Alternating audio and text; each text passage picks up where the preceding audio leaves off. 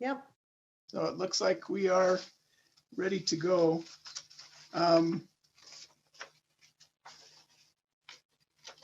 Our purpose today is to resume our discussions on our sections of the new board bylaws. Again, this is a repeal and replace of the old board bylaws, and we were assigned sections 5, 10, and 11. We made it partway through Article 5. And I think we need to pick up and resume what we left last time. So maybe the best way is just to dig in. I believe that the first place that we deferred and didn't go forward was about line 152. Is that correct? Where we were talking about social media, communications, and advocacy.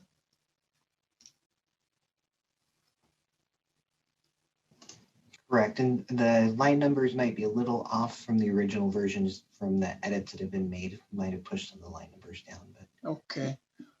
And maybe Jeff, you could just show us from the top the edits that have been made. We can look at those quickly on the screen.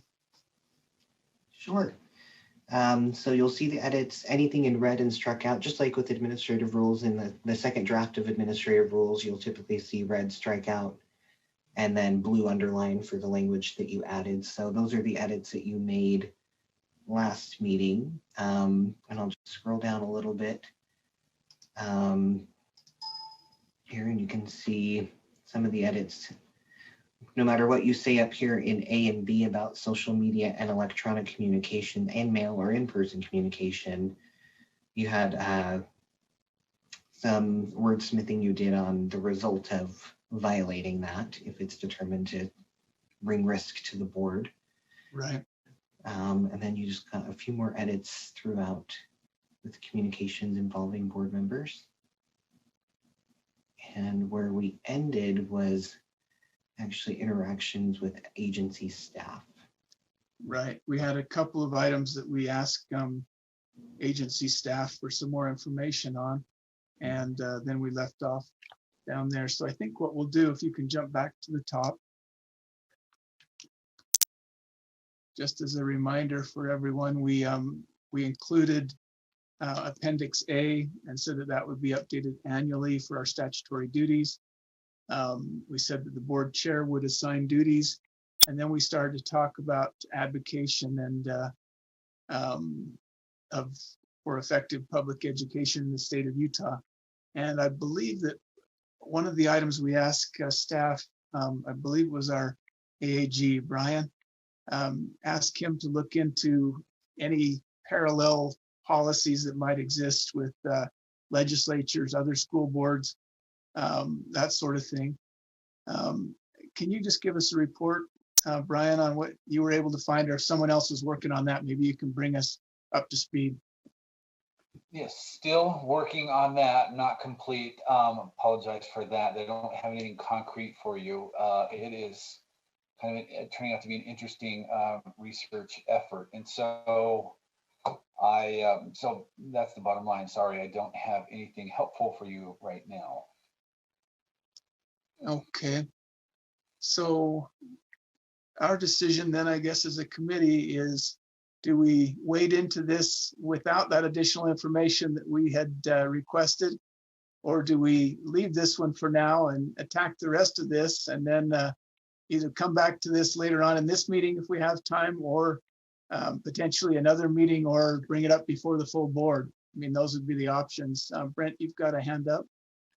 Yes, Chair, I thought we did receive something where they talked about professional organizations, but I can't remember who sent it. We did see a document that Brian forwarded us from Debbie Davis that was kind of an ethics and independence statement for auditors. I don't know that it, although it gives us some background, at least for me, it didn't really give us the meat on how do we deal with these social media interactions, and when we're acting as a board member and when we're acting as an individual, which were the questions that came up. Is if there was something in there that you were able to solve those problems with, please enlighten us. No, I think, Chair Hanson, I think you're correct there. It focuses, that the Debbie Davis materials focus more on ethics and not quite on point here with kind of the issue that you're talking about right now. Okay. Unless we have someone that has a clear-cut way to get through this right now, I would propose that we move forward with the rest of this section 5, and then we'll see how the time plays out, whether we're able to get back to it, rather than take, you know, the bulk of the meeting, maybe trying to wordsmith that. So it looks like everybody's nodding heads the right direction for going forward. Okay, we will do that. The next piece of this that we looked at was in the advisory committee area. I believe we got all the way to F, which was line 185 in the old version of this. So now we're line 190, it looks like. And we had a discussion about first, what are advisory committees? We have lots of different committees. Some of them are called advisory committees, some of them aren't. Some of them act in the same capacity as advisory committees. Some of them have board members who are on the committees. Some have appointed members. So there's different compositions for each of those. And I saw that there was some work that went on. I believe board member Cannon spearheaded a little bit of that and put together some information, and Jeff Van Holten was helping with that. Maybe we could ask Jeff and Janet to talk to us a little bit about where you got with your research, and then we'll see if we can move this part forward. Either one of you want to fill us in for a minute? I'll defer to board member Cannon if she'd like to start. Otherwise, I'm fine. I'm looking, where is the text that talks about the advisory committees? So on the screen, Jeff has us at line 190 on the new version of the bylaws. It was 185, which was F. So 5F, or sorry, Article 5, Section 4, subsection F on the old one, which was line 185. Okay, yeah. I remember not feeling comfortable with what was in this statement F. What I actually was talking about is, I guess, kind of it was at the end of the bylaws before, where we had a list of all the different advisory committees. But I think the issue is what is appropriate for board members in terms of how active and what involvement they have on different advisory committees. And my recommendation would be to look at each advisory committee. I think we have one or two that are created in statute. We have several that the board participates in by invitation. Then we have advisory committees that are have been created by the board, and those created by the board are in board policy. And I think, well, as long as we're redoing the entire bylaws, it might not be bad to amend those board policies and indicate what is appropriate for board members' participation in each specific advisory committee. It might be good to indicate whether or not that advisory has open and public meetings. I believe I asked that question last time, and the response I recall getting was that they are not, which would mean then that it would not be appropriate, at least I would think it would mean it would not be appropriate for board members to attend. So I would rather do it that way and just be specific about which advisory committees have what kind of board member involvement, because they're all different. And I think it's hard to have a blanket statement such as this. I felt hampered by this because of my involvement on the Aipac committee, where I've tried to take notes and send out information to the board just because 2 board members are included on that committee. And I felt like it was my responsibility as a representative of the board to update the board on what I learned so that board members would have that information via their representative on the Aipac committee. And I think that what's the text that's under F would preclude that. You know, down at 3, members agree to keep all information observed or obtained as confidential. That, and also, I think it sounds more like legalese. And I think these are board bylaws. They're for board members. They should express and be useful to members of the board, and hopefully created, by board members and say what board members want them to say. Okay, thank you, Janet. I appreciate you bringing us up to speed on what you found out and your opinions there. Jeff, could you, and I see Laura's got her hand up, so Jeff, and then we'll go to Laura. But Jeff, could you tell us about the document? You did kind of a 2-part search to figure out what committees might be considered advisory committees. Could you just give us a brief rundown on what you found? You looked at the advisory group page and then the policy web page both, is that right? That's correct. And those 2 web pages on your website identify, so you have the advisory group page, which is outdated. As you go to it, you'll notice the statutory references are still to 53A, which doesn't exist anymore.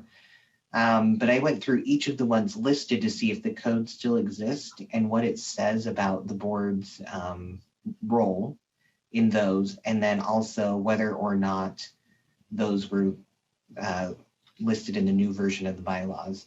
So all of them on that web page and all of the ones in your policy are in the bylaws except 2 of them, and the 3 of them, excuse me, the 3 that were, 4, sorry, I'm just like, and then there's more. UPAC is not listed, and the reason why is the bylaws, the way that they're written, talks about when the board appoints members to something, whether statute requires it or whether it's in board policy. And currently UPAC, the way that their membership is chosen is delineated in board rule, and board rule has given that power to the state superintendent. You have 3 others. You have the Computer Science Advisory Committee, which has membership that is just delineated in the rule, and their membership is from different state agencies, and that's because it's a program that is kind of shared across our office and the Governor's Office of Economic Development.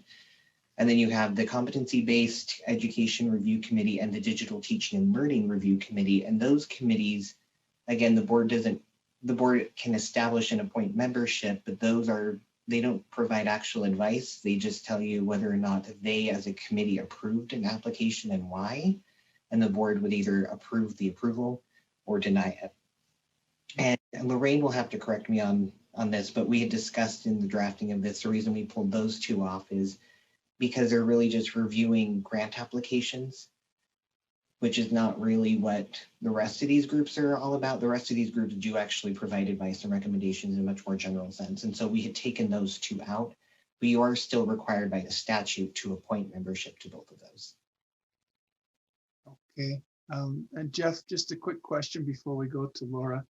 On some of these, so on the Computer Science Advisory Committee, I noticed you said the board does not appoint members or attend meetings. Is there something that prevents board members from attending meetings, or is that just historically how that's been done? Historically how it's been done. The board rule, R277, 473 or 493, I forget now, specifies the membership. So in a sense, the board is appointing through the rule because you determined at one point in the rule what membership was. And it's pretty specific. And then there's nothing mentioned in the rule about attendance, and board members have never attended before. Okay, but if a board member was to attempt to attend, there wouldn't be anything in rule or statute that would keep them from doing that. That's just our custom. Correct. Okay. One other question, and then we'll go to the other committee members. So we have like standards development committees and others that wouldn't necessarily, it doesn't say advisory in their name. How are those treated? I know that the membership is determined by rule on many of those or by statute. Can you tell me about those or just talk about those for a minute? Yes, so there's a specific statute that outlines the process for how membership is chosen and who those members need to be, and the board's involvement in that. So we would just follow the process as it's outlined in statute. There is not an additional board policy, for example, for any like standard review committees, because that's all outlined in code by the legislature. And are board members precluded from attending standards review committees? I would need to quickly check the statute again on that one. Okay, maybe I can give you that homework right now. We'll have Laura. Your hand's been up the longest, Laura, so the blood's probably all drained out. Go ahead. No, Chair, you might want to go to Lorraine first, just because Okay. she's, Oh, I've got to get to where I can see Lorraine. yeah. There you are. Go ahead, Lorraine, please. Then we'll go Okay, over. just a little bit more information maybe on why it was recommended that those 3 advisory committees be taken off having the board appoint them, is because in statute, it's very specific language when in statute saying the board shall appoint for those committees to which the board needs to appoint members. Others say the board shall establish committees, and where it says they'll establish, that could be an administrative appointment. And so it's really not in statute that the board has to make the appointments. It doesn't follow that language of appointing. It's really in board rule that that's been done. And so it was just a suggestion to be consistent that all those saying the board shall appoint are ones the board actually appoints.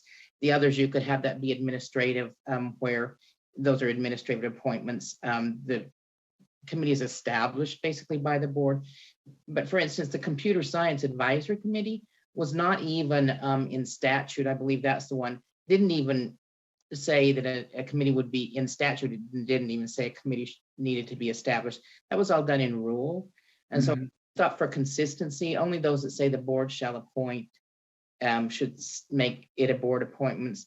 Basically, a lot of those committees are just grant review committees. They review applications, they make recommendations to the board for grant awards. So those applications all come to the board, and anytime we have any kind of a grant awards, there's many committees formed that the board doesn't appoint that make recommendations to you as a board. So it was kind of just for consistency that those were taken out because they didn't follow the appoint language from statute.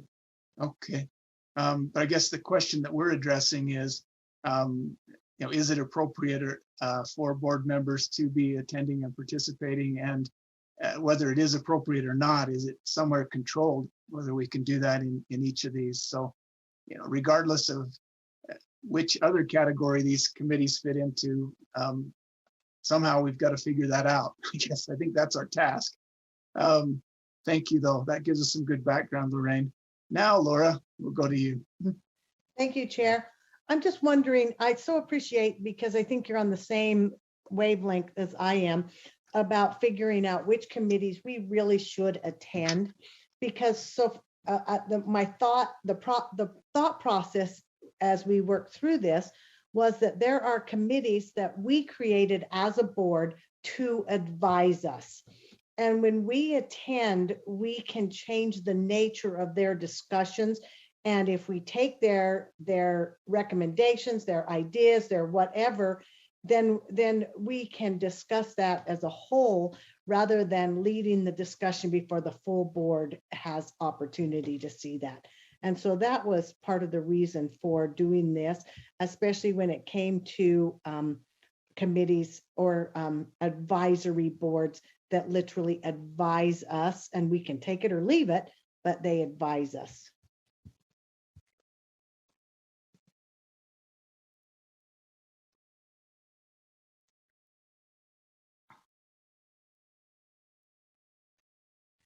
Chair, you're on mute. Oh, yeah, I do that every once in a while. Maybe you guys prefer that, but I'll turn on my mic. We'll have Jenny talk to us for a minute, and then we'll see if we can figure out how to move forward on this one. Go ahead, Jenny. I actually think there's a difference between attending and participating. And I have attended a number of meetings, including the writing committee meeting. But it's very clear, and I've spoken with staff about that we are not to participate, but observe or watch. And so maybe I'm a little confused at the direction here. I guess you're right. If you were to participate and in a capacity that was not spelled out already, right? That it wasn't your role to be on that particular committee, but we're able to attend. Anyways, I guess I'm not in agreement on that. I feel like, to be able to attend is part of the process to understand. For example, even like under the special education area, if there's an area of interest and you're interested in the dialogue as it's rolling out and understanding where people are coming from, I actually think that's valuable. And maybe I'm off base, but we're elected, and to not be able to attend the committees that we're actually part of, and once again, that participation, I understand that, because I know that,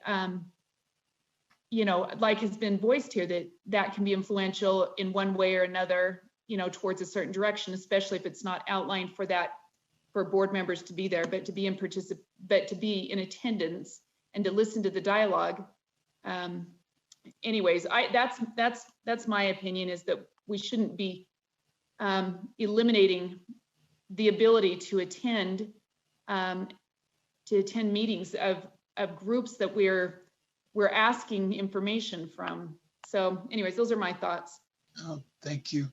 And I think that's kind of the debate, or the mental exercise we're going through, is when are we participating and when are we attending?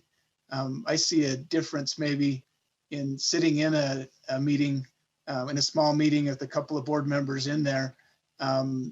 Even if you're trying just to look at things, you end up getting pulled into the conversation sometimes, versus maybe looking at something on YouTube where there's no opportunity to do anything except see what's being discussed.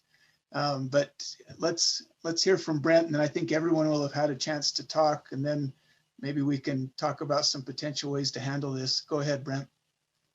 So I hope that I can ask a question. Is that okay, Chair? Sure, we're open for questions. Answers are where we're hurting right now, but we've got lots of questions. Go ahead. Well, I know last summer I worked with Board Member Earl and Board Member Cannon. We did the assessment, and Aipac, and then others were invited in. It was a large group. I guess my question is, was having the board members on that committee, was that useful? Was that good? Or should that have not been the case? I don't know. I guess I was in a different role then, but what do you think, Board Member Cannon Earl? Well, the committee structure of the Aipac committee is set out in our board policy. So everybody who attends there is attending because they are listed in that policy. And that policy does include 2 non-voting board members. So Aipac does make recommendations to the board. And you may have noticed that we get their recommendations in our meetings, but the board members are not voting on those recommendations because we serve there as non-voting members of Aipac. So you kind of, Board Member Cannon, a little back and forth here. So I'm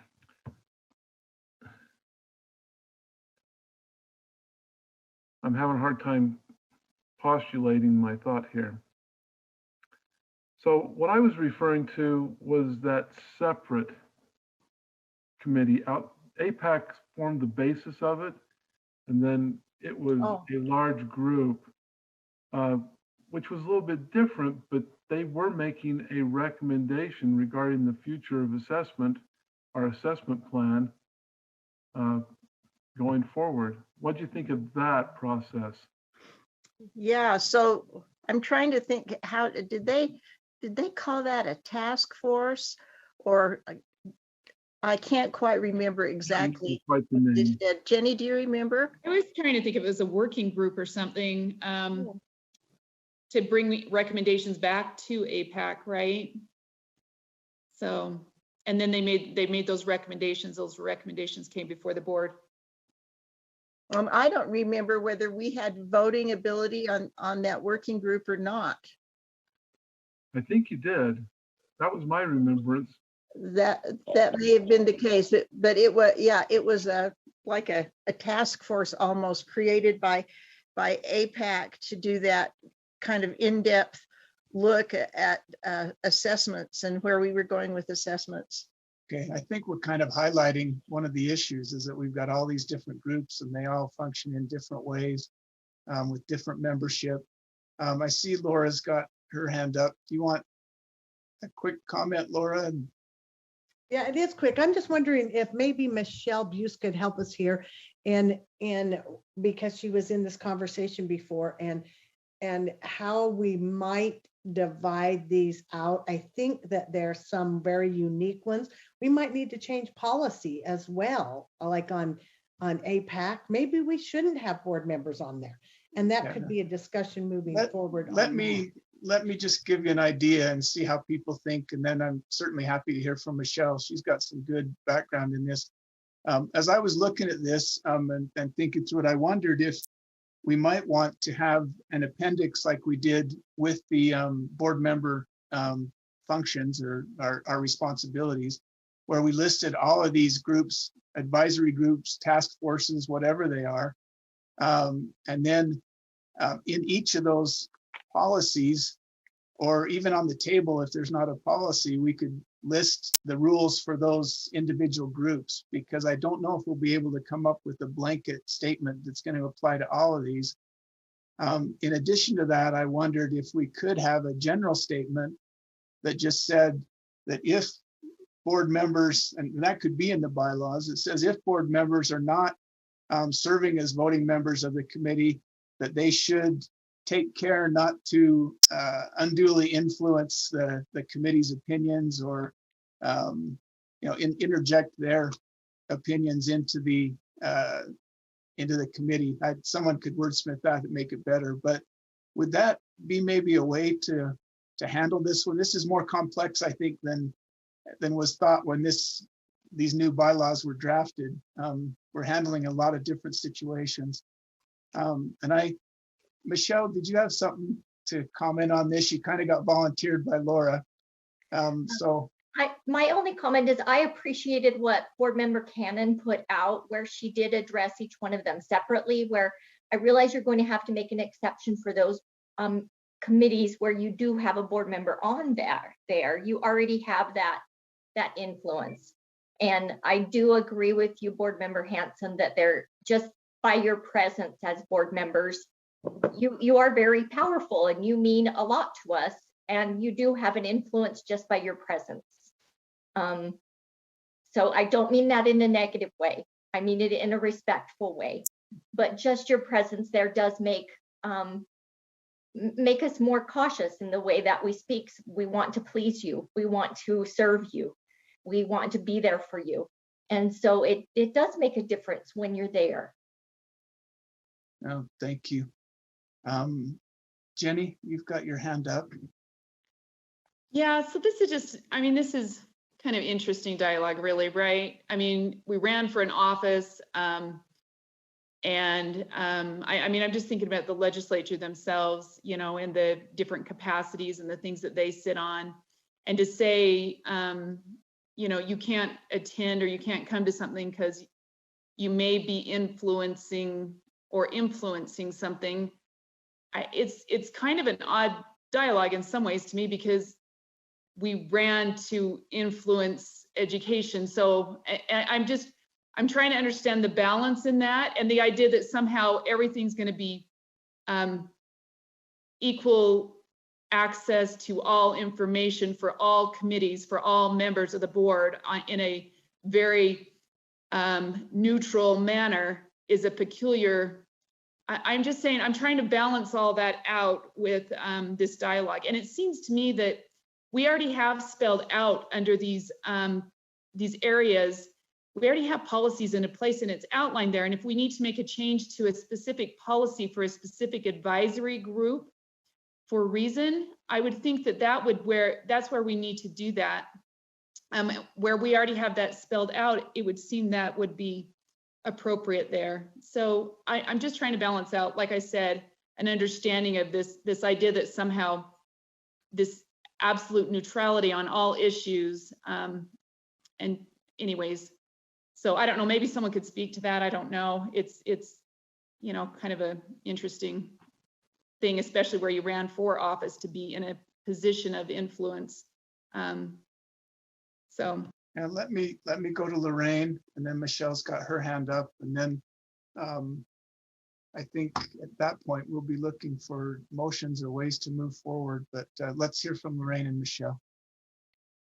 Okay, I just want to let you know that the advisory committees are listed in the bylaws. They're split somewhat in section 6. It actually lists committees to which the board chair appoints members, and those can be board members, or by statute, he or she appoints members to other committees. Section 8 lists all the committees requiring board member presentation, has the citations of statute, rule, or board policy. And then there's in section 4 of Article 8, it lists the outside groups on which board members are invited to participate. And then section 10 also lists all the committees to which board members make appointments. So there's kind of 3 different categories, but they are listed in the bylaws in different articles. But I don't mind the idea. I like the idea of maybe an appendix that lists them all, so you could see them, all those committees, but they're kind of in different categories right now. Okay, thank you, Lorraine. And maybe I can ask a question of probably for Jeff or Michelle. So if we were to have an appendix and we were to try to govern these different committees and advisory groups through their, some of them have board policies, but some of them are created by statute. So there wouldn't be a policy or anything that we have that would be in place to govern that group. Is that correct? That is correct, yes. So we would have to have another mechanism to govern board member participation if we were going to govern it for the ones that are statutory groups. Okay, Michelle, help us out. I was just going to say, in response to Board Member Earl's comments and concerns, that these are advisory committees that don't make decisions without you. Their purpose is to gather information from different stakeholders and then provide those recommendations to you as the elected officials. So they aren't ever, the group of committees we're talking about here as advisory committees, they're not usurping your authority. Instead, they are tasked to provide you, collect information for you and provide information to you of how stakeholders feel about something or how something is impacting stakeholders, rather than having that whole group work together with you as board. So I do respect that you are elected to it, but because you're elected doesn't mean that you have to make every decision yourselves, that you've instead tasked someone to help you by collecting that information. So that's the only response that I had to that concern. More hands up. I have a question before we go to Brent and then back to Jenny. So we talked a little bit about standards writing committees, which don't show up on anybody's list right now. How would those, I mean, they are advisory groups, I guess, that you know, create standards and then it comes to the board to be modified and adapted. How do those fit into this whole scheme? Jeff, you're the right one. Sure. So I was actually just looking at the statute on that to see how it is worded. So out the gate, there's nothing that talks about individual board members and how they may or may not interact with the Standards Review Committee. But as I'm looking over here on the screen at the statute I'm pulling up, it does definitely state a process that the full board would not be a part of until a certain part, right? So you would appoint the review committee, and then in one of the subsections, it says that the state board shall take into consideration the comments and recommendations of the review committee, which would suggest the process at some point is review committee, and then it gets passed to the board. But again, that's the full board, which makes sense, obviously. The full board would not be participating through each step of the process. They would eventually get the recommendations and take it from there. But it does not say anything about individual members and their participation, and whether they attend or whether they participate. It's silent. Okay, that's interesting. We have, thinking just about our standards and assessment committee, we have instances where we have board members come in to give public comment. They don't participate in the committee. They're certainly not voting members, but we allow them to come and comment or to listen in, via YouTube or other ways. So interesting parallel, but we've got to figure this out. Brent, I think you've had your hand up the longest, and then Jenny. So I have an opinion of where I want this to end up, but I'm not sure the wording on F is exactly what we want as well. I will say that because we're elected and because we have been elected, we tend to be very dominant personalities. We have strong opinions, we have strong views. And I have personally witnessed situations where a board member, because they have such passion, and I think that passion is excellent, will often dominate an entire discussion. And as you know, we don't have any trouble getting people to talk on here. So I think we do need to respect the independence of these committees.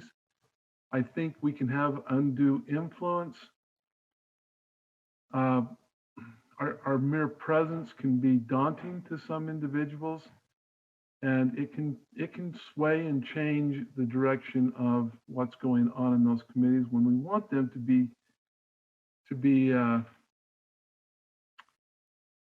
we want them to have free communication and not feel under the gun. So anyway, those are a few of my thoughts as far as my opinion goes. I'm not sure exactly how to work that with F, but that's my thoughts. Okay, we'll go to Jenny and then Lorraine and then Michelle, and then we need to be thinking of a motion to put on the table here so we can move this forward. We spent 40 minutes on this section. We need to make some headway. So Jenny, Lorraine, and Michelle's dropped her hand now. So Jenny and then Lorraine. Yeah, just in case, I wasn't implying that it was usurping any power or anything like that. But sometimes, and so I'm trying to understand the balance there, understanding how things work or wanting to know the process of something is different than there's a difference between attending and also participating. And so I think a little bit what Brent's saying, excuse me, is that participation element. So anyways, I don't know. I think that some of these, if there's a specific reason, it should be spelled out. Even the youth one, it says in there can attend, but it needs to be, it's spelled out in there. So I think, that's where some of that dialogue needs to be. Okay, thank you. Lorraine?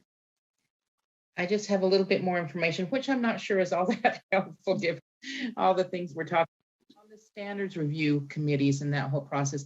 Just a reminder that the board has a really involved process for standards review committees and standards review. It's a 13-step process over the period of almost 2 years with many checks by the board during that process. So that is very clearly delineated. And as to when the board hears reports and participates on that. So that there is a process for that that's board approved. Just a reminder of that. Okay, thank you.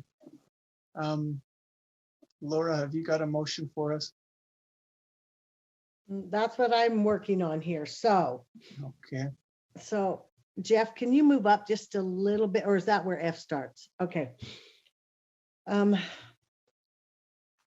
I'd like to make a move. I'd like to move that we move F in its entirety forward to the full board and to the full board. And then I also have another comment. Okay, is there a companion to that, or is it just F? And then we've got F1, F2, F3, all those. Well, that below. would be all of F. So all of F. F1 and 2. Yeah, because they go with it. Okay. We are in committee, so we don't need a second for that motion. Would you like to speak to your motion? Yes, and I'd like to add a caveat, if you're okay, Chair, that we have our staff bring back the divided up that Lorraine talked about, that there are those in statute that were required, those that are in policy, and those groups or committees that merely advise us and we can take or reject their recommendations. So I guess that's still part of my motion, isn't it? Okay, yeah, that would be. Thank you. I have a question on the motion. Is advisory committee precise enough language here, or because when we say advisory committee, do we know what we mean? Because I've got different lists from different people when we ask for a list of those things. Is there a broader term where we could say committees that advise the board, or committees that provide input to the board, something like that? I would be open to that, Chair, if somebody has some better verbiage. Okay, can we start maybe a little red line here, Jeff, if you've got control there? They only communicate with committees that advise the board, something like that.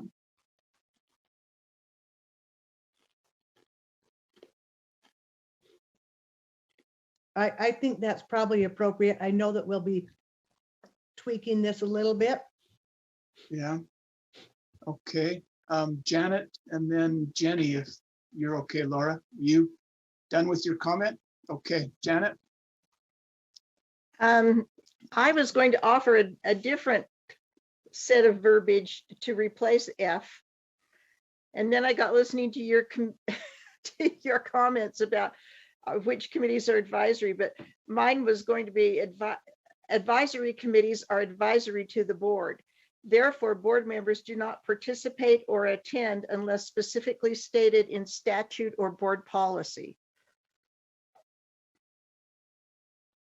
Okay. I capitulate. Well, wait, so let's look at what that does to change this. Is it just changing the wording, or is it changing the meaning? No, she fixed it, I think, actually. Okay, so say Janet, that again. could you Say that, can you just type this below what's written up there now? There we go. Unless otherwise stated in board policy, members may only communicate with committees that advise the board during the meeting. No, he's got to write it. He's got to write it still. Okay, Should I say it again? Jeff, Yes, please. can you take dictation for a moment? Okay. Advisory committees are advisory to the board.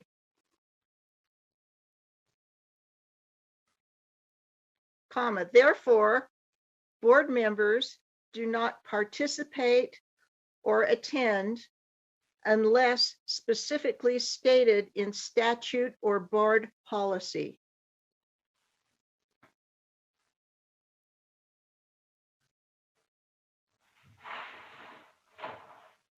Okay, then, so Janet, my question to you is the same one I asked to Laura. Is advisory committees, does that narrow this down enough so we know what we're talking about? Well, so I tried changing that around. Yeah, Saying something like committees that are advisory to the board, but then the therefore didn't work. So, yeah. Hmm. So are we going to be able to be general enough in this to avoid making an appendix that just lists all these committees? Could be committees listed in Appendix 2 or whatever we're up to are advisory to the board, and then have that list on the back. yeah, that would work. Would that help us to Committees solve in Appendix B or whatever we're up to, advisory the Appendix board? X? Okay. And I don't know what we called the other one, exhibit or an exhibit to the bylaws, the one with the board member duties. Do we call that an exhibit? Let's look at the back here. No, that's an appendix. So we're up to Appendix B, I guess. That work? So committees listed in Appendix B. Yeah, are advisory to the board.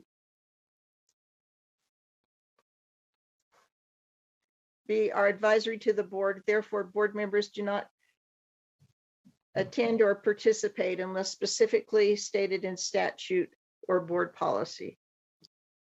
And so we would then have an opportunity to go into each of those policies and tweak those if we thought attendance was good or required or helpful. Is that right? Okay? Okay, are you okay, Janet? We'll go, Jenny's got her hand up. Are you okay with that then as your? Yes. And yes. you're accepting that, Laura, as a substitute motion, I guess? Yeah, I just want to track and make sure, are we going to do I and II as well? Just for clarity. Okay. Mm. So, members Janet, are you invited. okay with that as well? No, I would prefer to delete those. Those. Yeah, before we delete, let's look at those. So the attendance part, we could probably delete because we're saying no attendance unless it's specifically stated. But what do we say about the confidentiality part? So if members are allowed to go, do they need to keep it confidential, or is it public information, or do we need to deal with that? Yeah, and see that's the one that fouls me up with serving on Aipac and trying to communicate to the board what's happening. So leave that to the individual policies, and otherwise, if you can go to the meeting, then you can talk about it or publish yes, minutes or whatever. We can specify in Appendix B what's appropriate. I would say social media would not be appropriate, but reporting to the board could be appropriate. So for example, if they hear something in a committee meeting and then throw it out on social media, then I see that as a problem.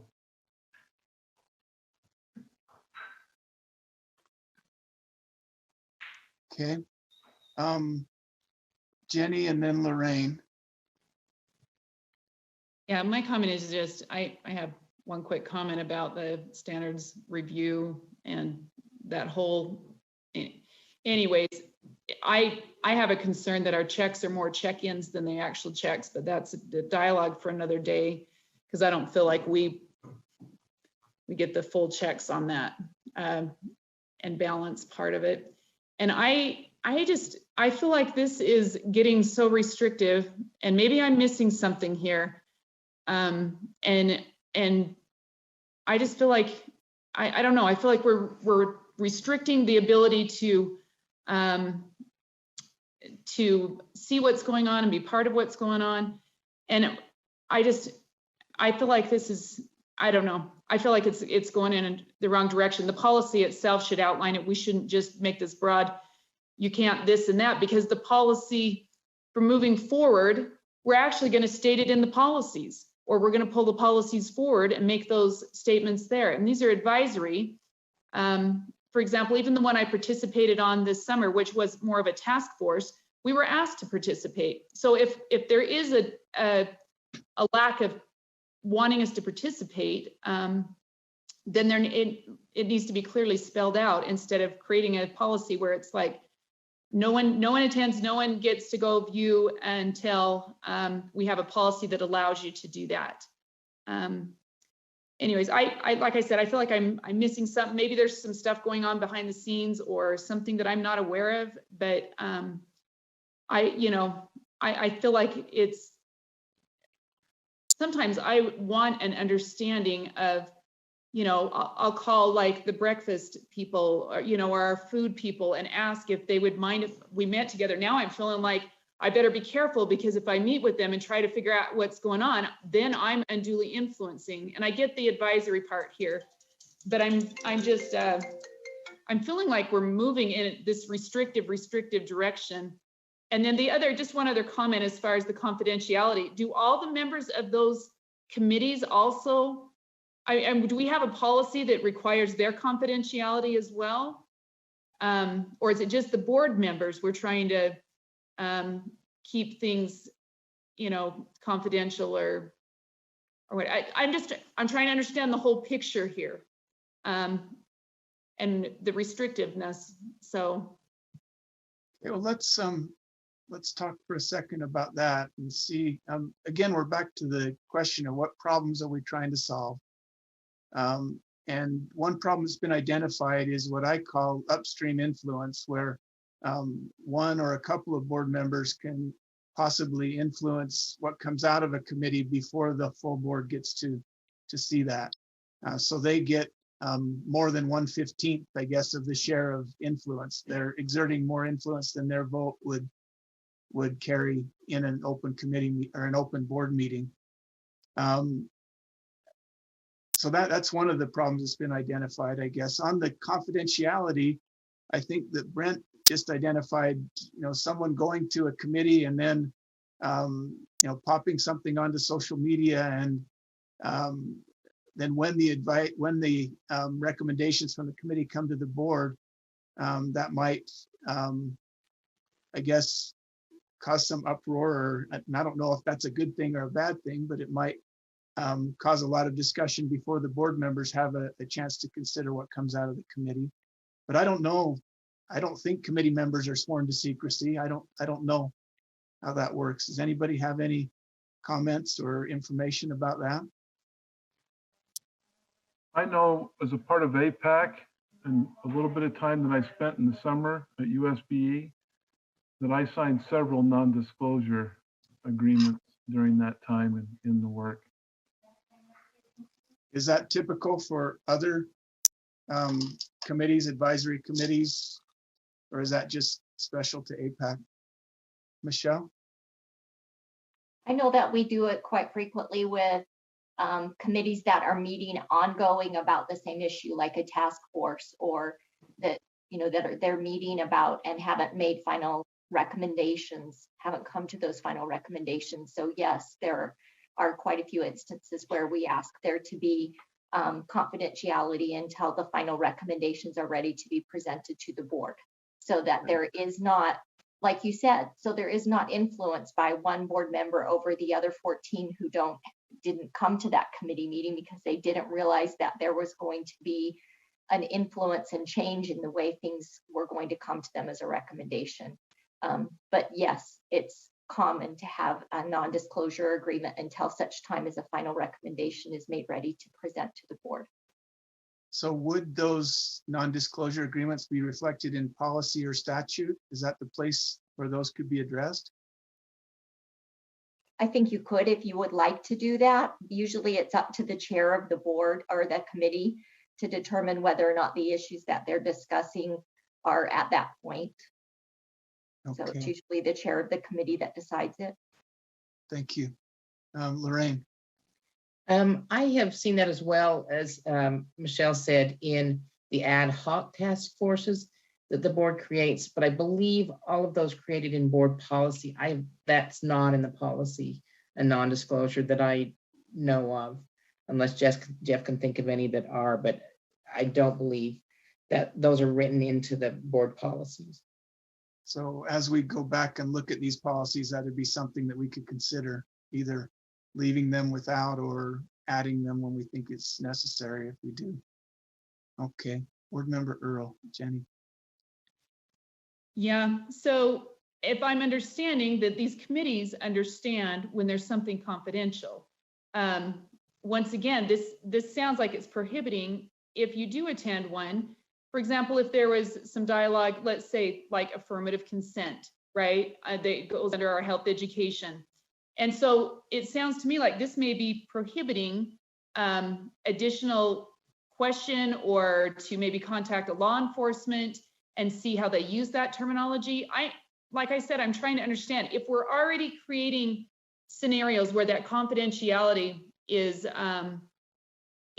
expressed within the meeting, it seems very clear that that would be an understanding. But if there's dialogue or discussion about different elements of education, and to say you can't carry on additional dialogue somewhere else because you'd be breaking confidentiality to try to gather more information or to talk to someone else about an issue in there. Like I said, I'm trying to understand the boundaries here because it feels like, once again, there's a restrictive element. But it's clear if you're going to some of these meetings, as has been expressed, that they're going to, if there's certain things that are not intended to go outside of that meeting, they either have you sign a form or they indicate it, because we're not the only people there. You know, it's extensive, sometimes large groups up to, 30, maybe more. And so the idea that we're putting restrictions on us, but other entities, we're not, I don't know. I'm like I said, I'm trying to. I think we're talking about also the meaning of the word confidential.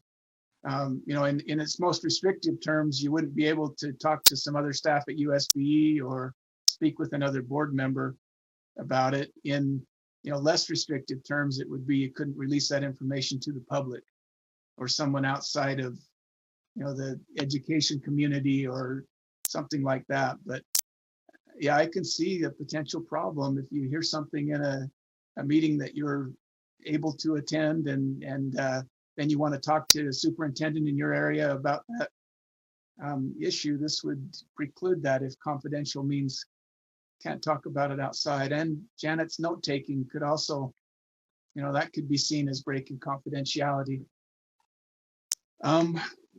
So one of the ideas was just to strike those two. Is that right? I would be in favor of that. This is Janet. And then we would be left with committees listed in Appendix B are advisory of the board. Therefore, members do not participate or attend unless specifically stated in statute or board policy. And those policies could address what's appropriate for each specific committee. So in some committees, if you were invited by a committee chair, you could attend, or if you asked, I really wish, I think a lot of our problems could be solved if there was a way to passively observe that wasn't public, but we could still look at something on a YouTube live stream. We couldn't influence by saying anything. It wouldn't be public to everyone, the general public, but the board could see that. We don't do that now, and so I think we're working within the current limitations, but I think that's what we have right now on the table. Jenny, do you want to speak about that? Just real quick, I just think, and then those committees know that if there's something confidential, I think it's just key that they make that decision, right? Because otherwise I'm just speaking to this, that we are, it feels very controlled versus allowing those entities to help make those decisions. Because some things may not be considered that way and other things may. So. Okay. I think we're getting close to taking a vote on this. I have one more question for the makers of the motion. We have, unless specifically stated in statute or board policy, do we need to have, can we say, or these bylaws, if we wanted to put something into this appendix dealing with a specific committee? Because I think we do have a problem where we can't influence statute, but we may want to govern the way that committee works somehow, as far as attendance or confidentiality or something like that. Is that, Jeff, we talked about that a little while ago. Is that a way that we could maybe direct what happens in these committees where we don't have control of the statute? I definitely think that's possible. Michelle and Brian may have to correct me, but one thing we would just have to be careful of is writing a policy that somehow is seen as countering statute, but I think it could be done. I think we could easily do that. So wording something like specifically stated in statute, board policy, or these bylaws? That, Laura, you've got your hand up. Go ahead. Yeah, I probably wouldn't put it in the bylaws because it's not as nimble as policy is, and statute doesn't change. So if we could avoid putting it in here, I think that would be best. Okay, so create another, you're saying just create another policy to deal with any of those that. Well, I thought we were going to put the appendix in there with listing what each group, what their. But we don't have policies for some of these groups. So we'd have to create a new policy if we wanted to. Or try to statute, govern or Yeah. statute. But we can't make those. No, but I'm saying we could put that in the appendix, that Uh-huh. these are statute and these are in board policy. Okay. Yeah. Janet, you've got your hand up. Yes, I think it's all, they're already listed. That, well, several of them created by policy are not listed, but the way the bylaws read in, I think it's section 8, it says by statute, we are a part of this committee. By invitation, we're part of these committees, and these committees have been created by board policy, something like that. And I know Lorraine, I kind of wish we wouldn't include in these bylaws, but I think these are addressed at different times in the bylaws. It just might make it muddy. And then could I do a quick amendment to the verbiage on the motion? As long as you don't lead us in a new direction, you can make a quick amendment on the verbiage. All I would say is, therefore, board members do not attend or participate, because I think attendance comes before participation, and that just makes a little better sense. We'll give you that one. And then I think we're ready to call this one for a vote. The motion before the committee is that F be amended as shown on the screen to read, committees listed in Appendix B are advisory to the board, therefore members do not attend or participate unless specifically stated in statute or board policy. And then to strike the 1 and 2 below that. Comments? Janet, you've got your hand up. I'm done commenting. Sorry, I'll put it down. Okay, let's vote.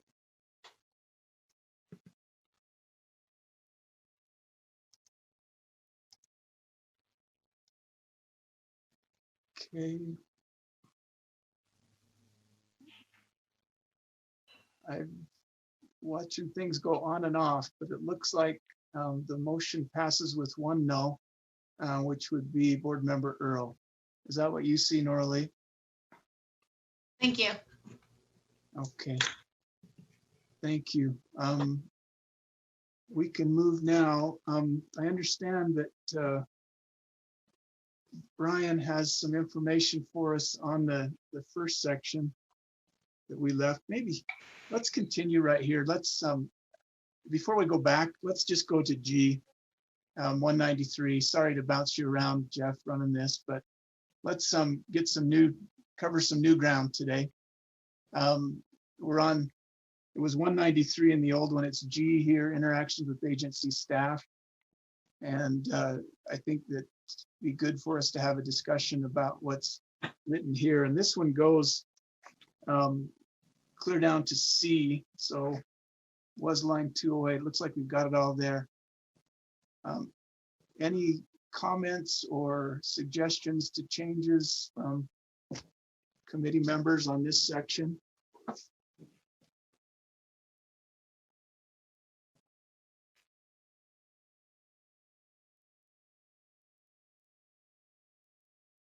Jenny. Yeah, so, and maybe I just needed defined, a member may not unduly influence any project or staff member that reports to the superintendent. How do you know if you're unduly influencing, if you're calling on a question or you have a concern on something? Do they say, you know, does staff text back and say, sorry, this is unduly influencing me? Usually, and maybe I'm wrong, maybe someone can correct me on this, usually if I have a question, it's because I have a question, right? Or if I have, some wanting to know how something works, or I have a comment about something, or want to know a policy. So I don't know what that means. Does that make sense? And I'm not trying to, whatever on this, but when you say may not unduly influence, in other words, so every question I need to send to all board members, so all 15 have an equal share in whatever dialogue goes on, is that, I'm just trying to understand there. And it's like, even the other day, I asked for some more information about e-cigarettes because I had a district ask me about it. I don't know. So, and maybe Laura, I think Laura's got her hand up. Let's talk about this for a minute, because I think we need to be able to get information from staff. That's part of our job, is to collect information, be able to understand what's going on. We need to be sensitive so that when we ask for that information, we're not putting pressure on staff to take some action. That should come through another route, right? The staff are managed by the superintendent. And part of their job is to give us information. They also need to report to the superintendent on what they're doing with their time and how they're completing their tasks. So that's the balance, I think, that we're talking about. But we certainly can't hamstring board members from being able to get information. So we need to have an efficient process that also avoids, I can see that. I don't know that in my mind, I don't know that would be number one under G. I think maybe that's after, board members may ask questions, and then down at the bottom we address, in this process, we shouldn't unduly influence staff members. But let's hear from the committee on this for a second. Laura, I lost your hand. Are you still wanting to talk about this?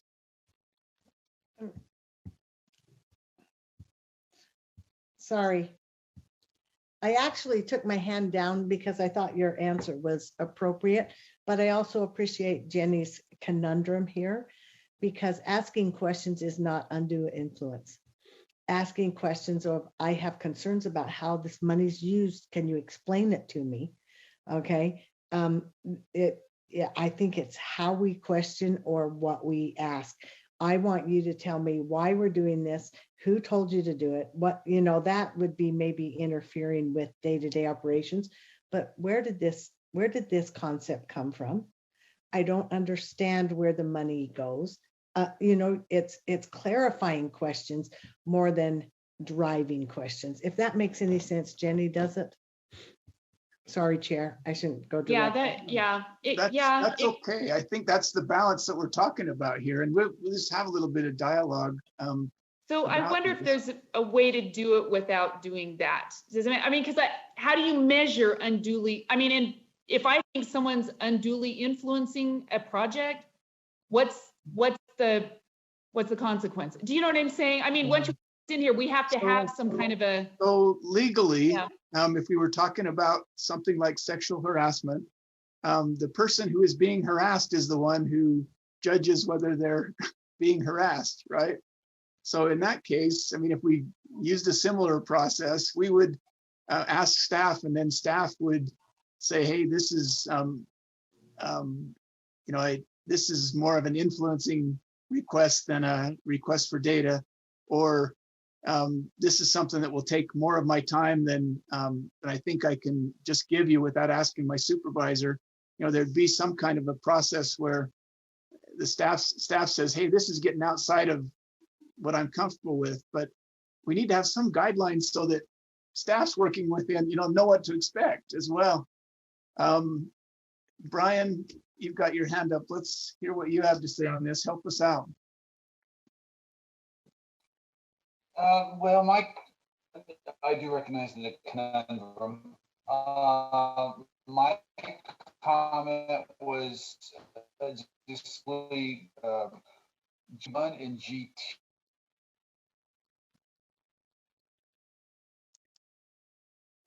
Yeah, Brian, we're losing you. You're frozen on my screen.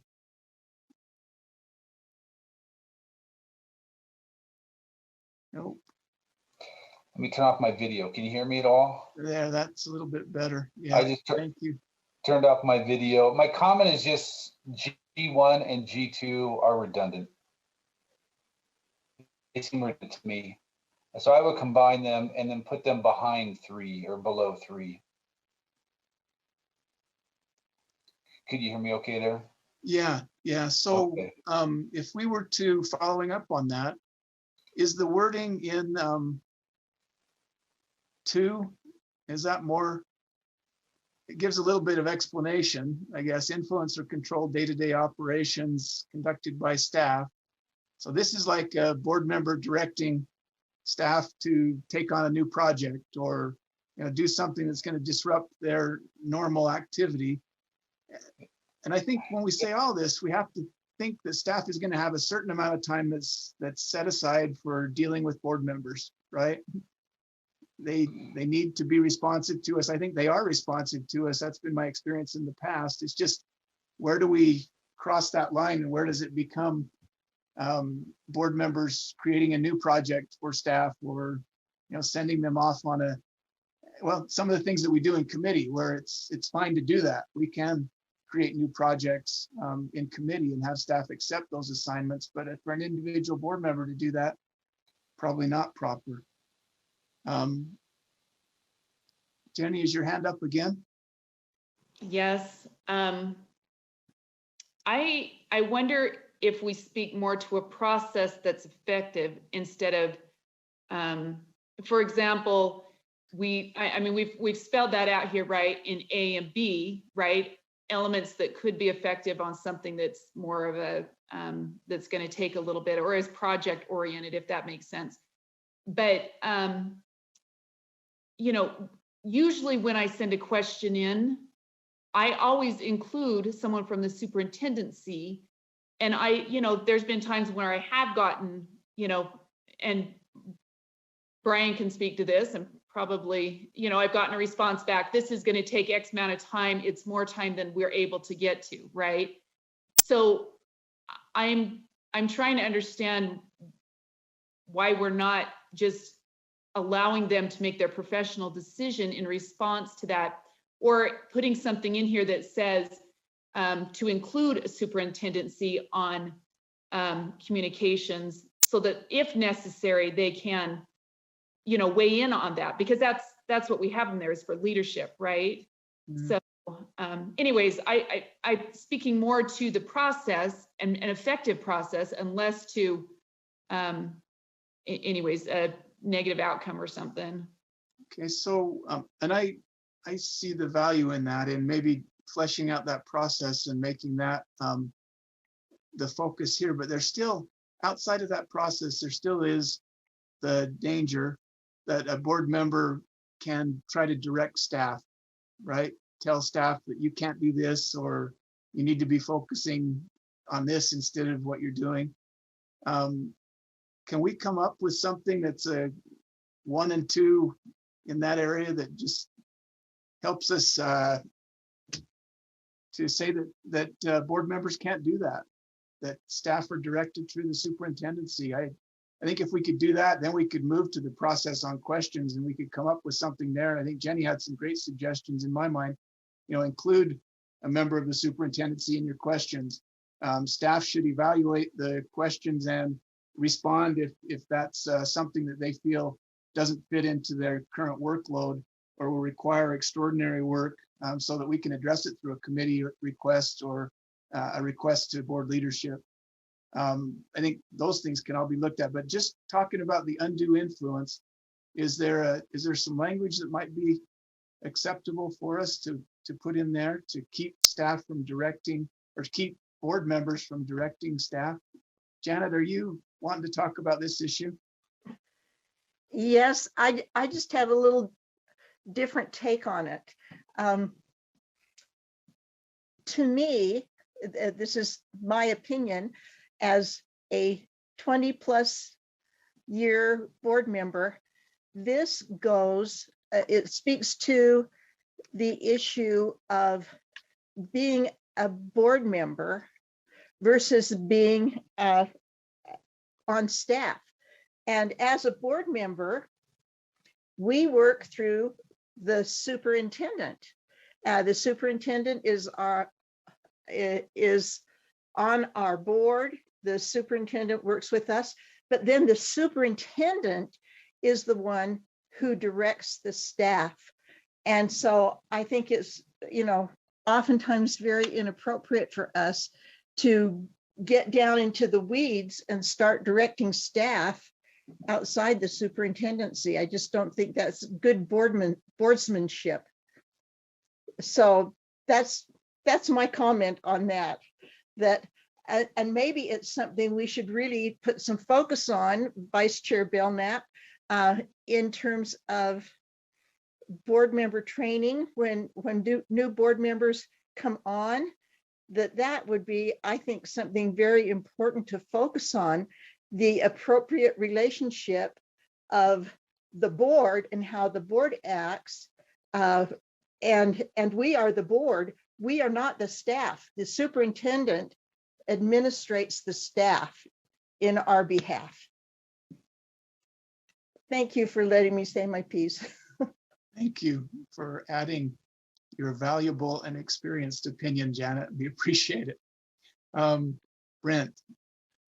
Yes, I just have to say, wow, that was great, Board Member Cannon. I fall right in line with your thinking there. It almost feels like we need a flow chart. And and having had some experience with how to get things accomplished, I remember I was told the first day I was on the city council, you don't call so-and-so to come fill a pothole. That's not your job. And you must think at the 40,000 foot level, not down in the weeds, as Janet mentioned. So I like the concept, and I agree with what Board Member Cannon said. I thought that was well stated. Thank you. Could I make a suggestion then? I see your hand up, Brian, just 1 second. As we start some language for a motion, that we strike 1.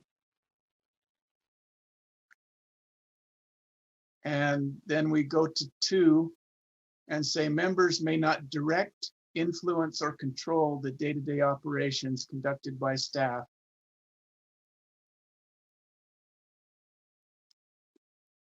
And I'd like to hear what the committee thinks about that. And then I think if we can get some language here on the influence part of this, that we can move down to, how do we appropriately get the information that we need to do our job as board members and work through that process, because there needs to be some feedback, and there needs to be certainly some visibility for people other than an individual staff member at a lower level, so that they can be directed by them. But let's see, Laura's got her hand up, then Jenny. Well, Brian, I'm sorry, yours was up first.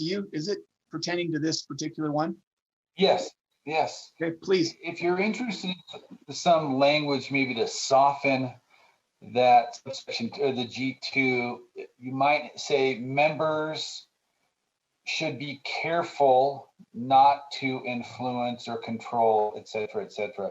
So I would just, that's a thought I have, is should be careful not to influence, control, et cetera, et cetera. That softens it a little bit, makes it more kind of guidance, a directive, and less a commandment. That may not still resolve Jenny's question about, well, what exactly is influence and control. It seems like it might soften it a little bit.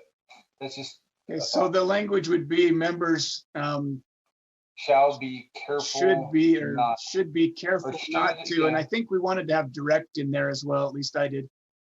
Okay. Should be careful not to direct, influence, or control the day-to-day operations conducted by staff. That would be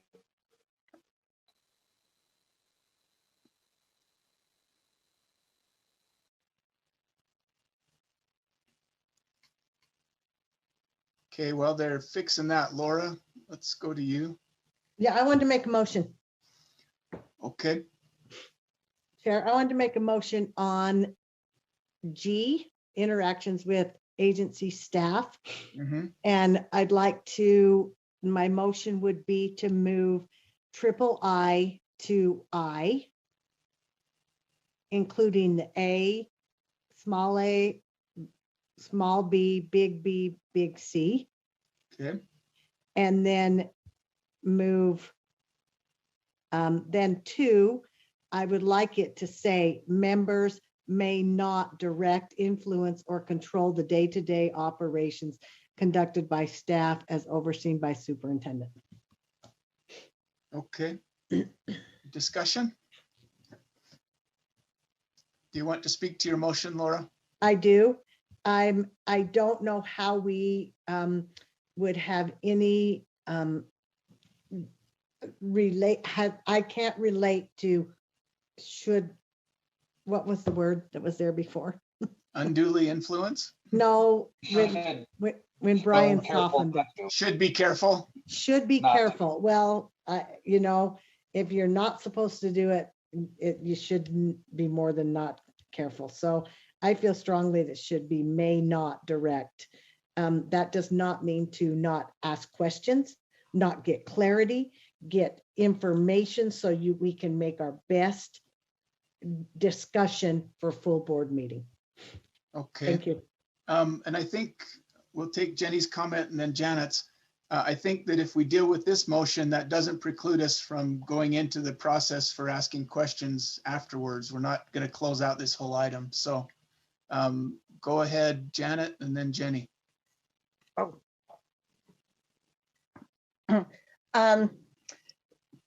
My comment would be that the only interaction, any interaction board members have with staff should be through the superintendent. I don't think it's appropriate for board members to go to individual staff on their own. And I think we need to be respectful of staff's time, and we can do that by working through the superintendent. Okay, thank you for that comment. Jenny? I actually, Laura, I appreciate this motion because that's what I was going to ask, is that it be moved down. And I think I'm settling more on this. I feel better about it, but I don't agree with, I think we're going to make Superintendent Dixon Moses.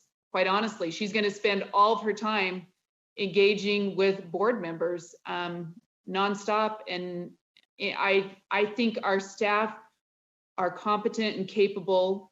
If they have a question or a concern that they think is beyond where they're supposed to be going, I think that they need that to be able to reach back up to superintendencies to do that. I don't think everything needs to go through the superintendent, or I think we'll be a very ineffective. I think it won't be as effective. Okay. Could I, at this time, what I'd like to do is take a vote on this motion, which restructures this section, and then not close this out, but certainly be open to discussion and another motion about how we might want to modify this interactions, the members may ask questions process. So if committee members are okay with that, raise your hand if you want to make a comment on that specific item. Otherwise, I'll call this to a vote. So what are we voting on then, Scott? We are voting on your motion to move 3 down, or the members may not direct down to the bottom, and change the wording on it, and have the members may ask questions go to the top of G. And so that would restructure this motion as it's written on, or excuse me, restructure this section of the bylaws as it's written on the board right now. And then we'll come back for another motion if we want to about this process to ask questions. Oh, I was including the whole thing in my motion. I know that you are. Do we want to deal with it? I'm trying to bite it off in 2 chunks because I think we've got could get Well, then all we're complicated. doing is flipping them. It does, anyway. No, you want to flip it, but then you want to keep this language the same. What I'm saying is people need to know whether we're going to close out talking about the question process or we're going to deal with it afterwards. Right? Okay, talk to me, committee members. Am I not making sense here? Chair, will you restate the motion for us? Okay, the motion that we have before the committee is that the section on members may not unduly influence be stricken. That was the previous section 1. Section 2 be amended as shown on the board and moved to section 3. And the question request process be renumerated to number 1. It'll So actually be that's- section 2, not 3. Oh, yeah, it's written as 3, but you're right. That should be changed to 2, whoever's got the cursor there. Thanks, Laura.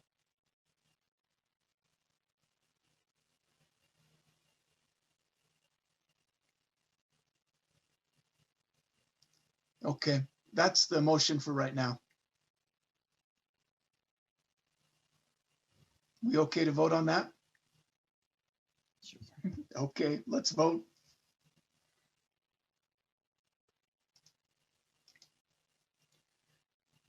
And I see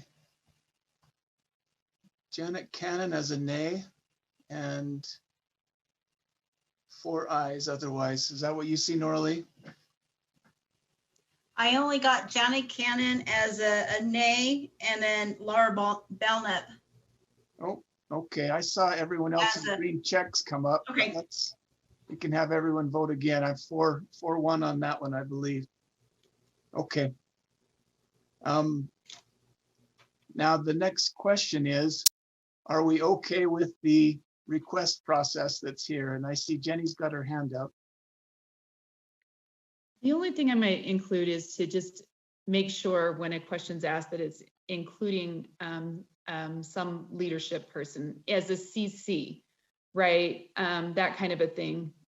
So, or maybe I don't know. I don't, once again, I think we run into problems if we get too regimented on things to where we're trying to control things so much that we actually are maybe doing more of a disservice to ourselves and our staff than we are to, and if we have an abuse, I think it could be brought up to our leadership and addressed that way versus trying to micromanage everything. I worry we might be getting there.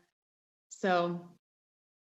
Okay, let me, if I can, get an advisory opinion from Deputy Superintendent Norman or Assistant Superintendent Norman, sorry, whichever the way that works. Patty, can you talk to us about the way this process works inside with your direct reports and the ones who would be even lower than that, maybe on an org chart, as far as board members asking for information?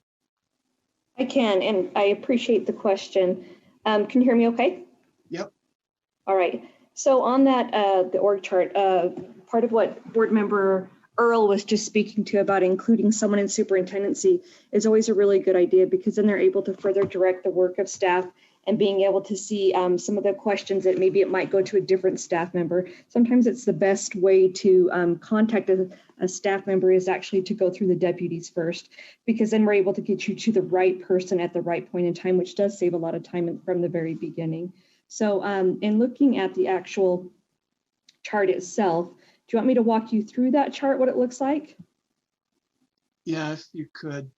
Okay, so first there's usually a request that's made, and as staff members, we like to be able to give the most current information that we have available. So the first thing is it to amend, create, or disband a rule? So if it's yes, then it's going to follow a different policy, which is at 1002. So that takes it right off the top. So then we go to the next step. Is it about an item or an upcoming board agenda meeting? And so if it is about that, then ask a staff member, listed as the contact. But it's always good to also include the deputy on that. So, and it's pretty clear. If there's ever any questions on that, just include one of the deputies and we'll get it to one of the other, to the right one. So that's usually the best way to be able to do it. So it's an agenda item, ask that staff member that is listed, and it should also be the deputy that staffs that. So for example, if it's standards and assessment, I should be the deputy that's asked to staff that. And so it'd be, Jennifer Thronson, for example, and then myself. That's just the best way to get quick information. So if it's not, then will my request take more than a minute of staff time or analysis? So really what that's doing is saying no, then you contact a member of the superintendency. So the reason why is we might already have that information. We might be able to get it quickly. It might be something that's being worked on in the future just to get that more information, and also to be able to say, what might be in the work, or if it's very, very time consuming. For example, there's some things that come in. A good example of this was the bylaws document that Board Member Cannon was bringing in for the advisory committees, and putting that into a table just took just a couple seconds to be able to do that. And then it's actually more clear to everyone that's looking at it. So that organizational piece just took a little bit of time, and then it's more helpful to everyone so that everyone doesn't have to duplicate those efforts. But because I knew that, that either I or someone else could just do it quickly, then I was able to discern what that was going to take in time of staff time.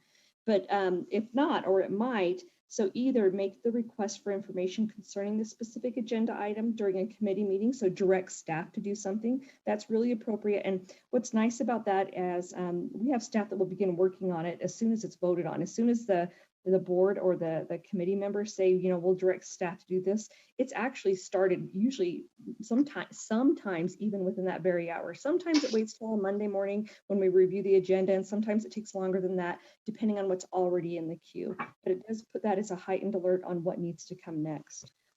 Or you send a request to the board secretary, and the superintendency will consider the request in conjunction with all of the requests and make assignments and reports to board leadership.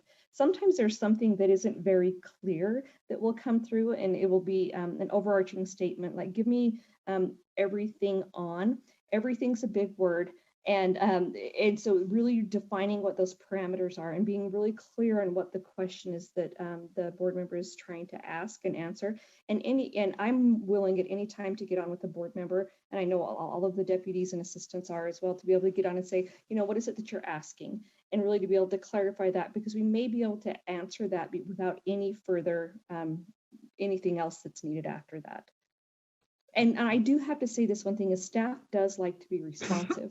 And so there is a lot of work. So those are the two guardrails that we have, is that we're responsive, but no one is sitting there waiting for more work to do. So being able to navigate those two things and consolidating and really taking those efforts in a way that maximizes the use of time is what is sometimes helpful.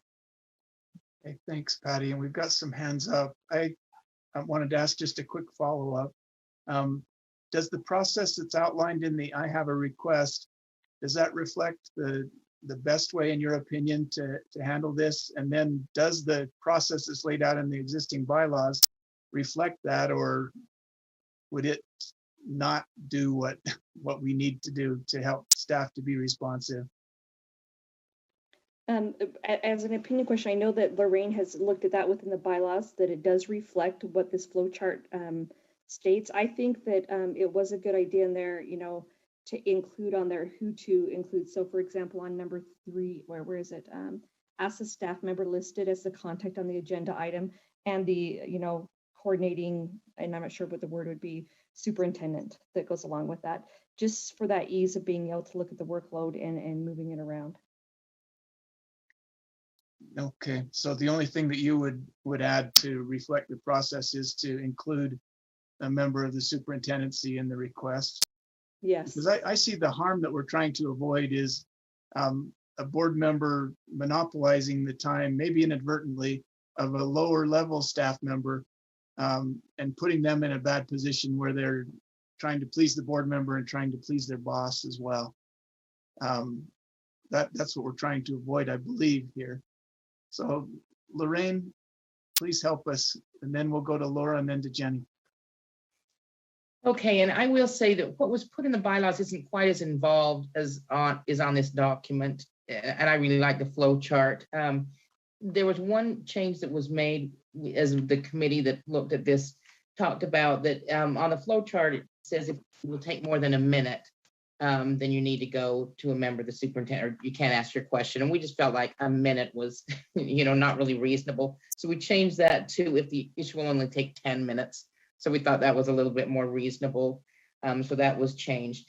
Just one other little caveat or one little thing is we talked about committees making requests, and that's done all the time in, say, Finance Committee actually has an item on the agenda for data requests. They're requests, not direction. The only time a committee can give direction to staff to bring back information is if it's something that will specifically inform an item that's on the agenda and inform their decisions on that specific item. So committees, remember, don't really have authority in and of themselves, so they can't actually direct staff to do work, but they can make a request. If it's not an agenda item, they can make a request, and then that would go into the flow where the superintendent would look at that request and determine, the time it would take and where it's at kind of in the queue. But that's just a little bit of a clarification on that. Okay, thank you, Lorraine. Request and direction. Thank you, we appreciate that. So Laura? Yeah, I think going through this whole, I have a request is a little bit problematic. For example, Jenny had a question about lunch, I think it was lunches. And she was just trying to get an answer for somebody. And all she did was ask a question. And if we have to go through this entire, I have a request and not be able to just go directly to that person. The other thing is every time in our civic clerk, it tells us who to contact if we have a question. It doesn't tell us to go to the superintendency. It might tell us to go to a certain person so we can ask them the question, a clarifying question. And I think we could get bogged down if we try and follow this at every question that we might have that's less than 10 minutes. Do we need to inform, following up on your question, do we need to somehow educate staff so that if there's a question that they feel is gonna impact their ability to keep the promises they've already made as far as the work they're gonna get done, that they somehow get back to the board member or run that up to their supervisor and then it comes back to the supervisor? Or is that a danger that we need to address, or is that not happening? I mean, staff are the only ones who can really answer that. How much are we disrupting work? And we expect we'll disrupt it somewhat, but are we disrupting it to where you can't get things done? Does anybody dare to venture a guess on that from staff? No names, please.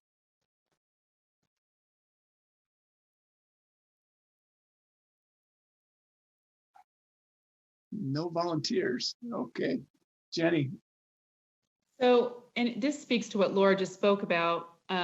When I go through the agenda prepping for the month, it's actually, I would think, so that the things on the consent calendar, I call on those items. The last month, I think I called on 4 items and I got my questions answered. I didn't have to pull anything because I understood the content. So where do we get ourselves limited to the point where, I felt like they were reasonable answers. I felt like and maybe it is even with our staff saying, okay, if maybe there is education there, if it extends here, then do you know what I mean? Or whatever, then we need, bring one of us into the dialogue as much as board members, because otherwise, I don't know that Patty would do anything else, but my questions before the board meeting, right? Because I do have quite a few and I usually try to call on, most of those and get them answered, prepping for it. So there's that comment. I had another one, but now I'm drawing a blank on it. Sorry. Yeah. I'll think. That's okay. Raise your hand again. We'll let Michelle fix the problem for us and then we'll. Here's my comment. Okay. Our staff have been awesome. I just have to say that they have been very respectful and awesome. That's just a kudos to them and a shout out, because they have always been super respectful and thoughtful. And that's just my comment. the I training. appreciate that. I think that 15 board members would say the same thing, that staff members do really try to please us. What we don't know is how much disruption we're causing, and whether that's at a level that should be acceptable or not. Michelle, help us solve the problem. Well, I think that all of us plan on having you call us board member Earl or other board members for things that are on the board agendas, and that we have been listed for that. And I don't think that that is what this was intended to be a sort of gate to. There are issues that are not true confession. I have had a request from a board member to provide me information of, quote, this. And when I saw it, it was like, you know what, I don't have the time to do that. And I just panicked and contacted board chair and said, there's this request that came from a board member, and there is no way that I can do that right now. I have too many things that I'm doing right now. So it was never something that's on the agenda. So never be afraid of those issues. I think we're all prepared, and encourage you to contact us with questions on those things that are on the agenda. It's the things that are not on the agenda that may be coming up in the future, or that you just have had some controversy about, that you need to be cautious in helping us weigh our priorities and time. And maybe that's the key to what we need to do here, because we want to, things that are on the agenda are on staff's agenda as well. I think that's what I hear Michelle saying, and Patty as well. That's something that's current. We expect that we're going to be dealing with that. It's the little projects maybe that different board members have that could expand into something pretty big that's not really on staff's agenda, that could create problems. And the harm we're trying to avoid is that panic that Michelle talked about, where she's getting direction from a board member, wants to please them, and it doesn't work with all the other things that she has going on. So does the language that's on the board, does that work for everyone? And are we ready to just vote on this and accept it? Or we've already accepted it, we don't need to do anything, we can move on? Or do we need to tweak this a little bit? Jenny, help us out. I think we move on.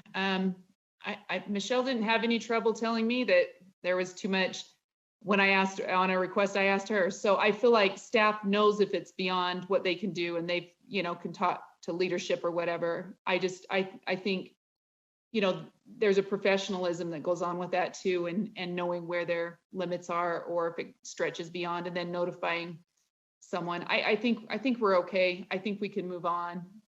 In my opinion, I don't want to micromanage this so much that we're free. Other committee members, we okay with this language? Janet, you've got your hand up. Yes, I'm thinking that I liked what Michelle said, and I would like to propose an amendment. Okay. Under agency staff. This would be a new number 1, and then everything would flow below it. But I think it might be nice to put in there, members may contact appropriate agency staff regarding items that appear on board agendas. And that's the positive, and it helps teach board members what's an appropriate way to go about interacting with staff, and which staff to interact with. And then we have Laura's that matches that. Members may not direct, influence, or control day-to-day operations. And Janet, let me ask a question. If we make that change and add 1, then on 2, would it be for non-agenda items, members may, are we going to distinguish it that way? Well, I think the amendment that Laura made, saying members may not. So first, we're presenting to members the positive way to interact with staff, and then we are telling them in what Laura stated what's not appropriate. Okay, I'm up on Roman or on small 2 II. Not on 3 down there. So we have now members may contact appropriate agency staff regarding items that appear on board agendas. And then And then number let's two, move Laura's statement up to go right underneath that one. yeah, just a second, let me ask you something. Would, if on two, if we left it where it is, could we say for non-agenda items? Oh, and- yes. and members go through that process, and then I would be fine with that undue influence staying at the end. I think that looks Okay. good to me, but would that, Yes, I like Help us the thought process you've gone through. to clarify, Uh-huh. what have we got from other committee members? Are we, any other tweaking that we might want to do, or are we okay to vote on this one? Raise your hand if you've got another tweak. Okay, Michelle, is your hand up on this item?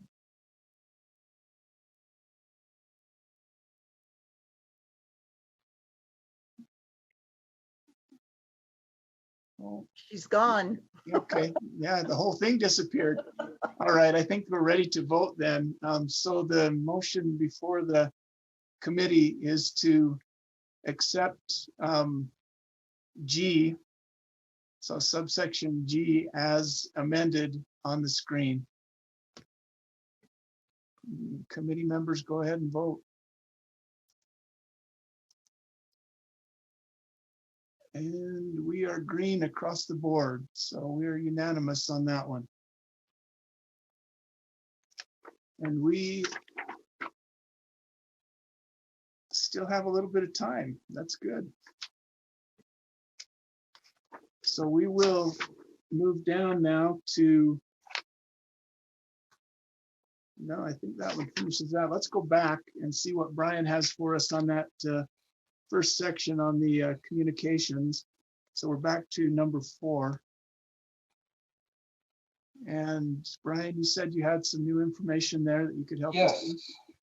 yes. According to my notes, the request was to find examples of what we're calling disclaimers, social media disclaimers. A legal term would be a notice, where a person has at the top of their social media the following the posts reflect my personal views, or some kind of disclaimer like that. And it does not reflect the views of my board or my agency or whatnot. And so and I haven't heard back from my contacts that I reached out to, but interestingly, I looked on Alpine School District's website, Granite School District's website, NEBO's website, also the Board of Regents, which is our board's kind of counterpart there with higher ed. I looked at DHRM, and interestingly, didn't find any policies on social media, let alone proposed or used disclaimers. So that was, that was kind of not what I was expecting. However, if we're just focused on disclaimers, and Brian, let me jump in. I think the discussion, if I remember, we talked about disclaimers, and I think drafting a disclaimer is probably fairly basic. We can do that. It was when that disclaimer would need to be applied. Whether it needed to be, if you remember, on every communication when we liked a post or forwarded something. When are we acting in our official capacity, and when are we in a personal capacity? So is there any insight on that? No, the best I could find was just general policies, such as on one board I found, school board, it was think before you post was one, and they kind of fleshed that out. Another one was be careful of what information you share, and they fleshed that out.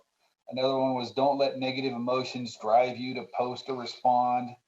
Another one was treat others with respect, protect confidential information and the rights of others, be positive, meaningful, and thoughtful comments. So those kind of general policies, but not really on point, I think, with what Chair, what you and this committee were interested in.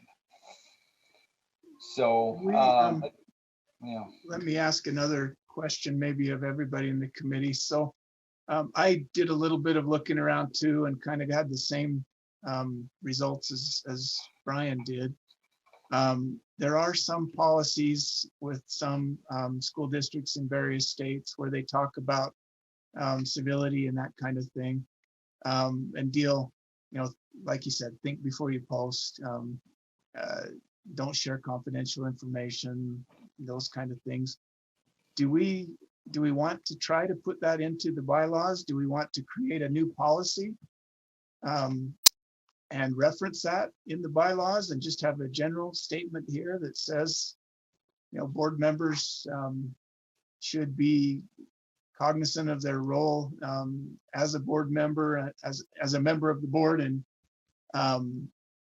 abide by board policy such and such that deals with electronic communications? Or how do we want to attack this? We kind of drew a blank last time. We got ourselves into a place where we couldn't make any headway. Does anyone on the committee have ideas about this? If we don't have a good way to go forward, we may have to just move on to the other sections that we have and then come back to this with the full board. Board Member Earl. And I guess, once again, I feel like we're maybe micromanaging, but we've addressed it here. And then, the encouraging of maybe including something on a post or, something like that. But we've dealt with it in an ethical and civil manner, without actually limiting speech or directing what speech someone can have. I think we might be getting into some, I don't know, interesting areas where we're maybe restricting or preventing speech. So anyways, I don't know that we've got to go beyond this personally. So are you speaking in favor of the language that's in section 4 all the way well, down? You're talking about adding a policy. That's maybe what I'm speaking against is creating. I was talking about restricting this language and adding a policy that included maybe more things. This goes all the way down to, let's see, E6. We ran into a lot of questions when we talked about this before. So yeah.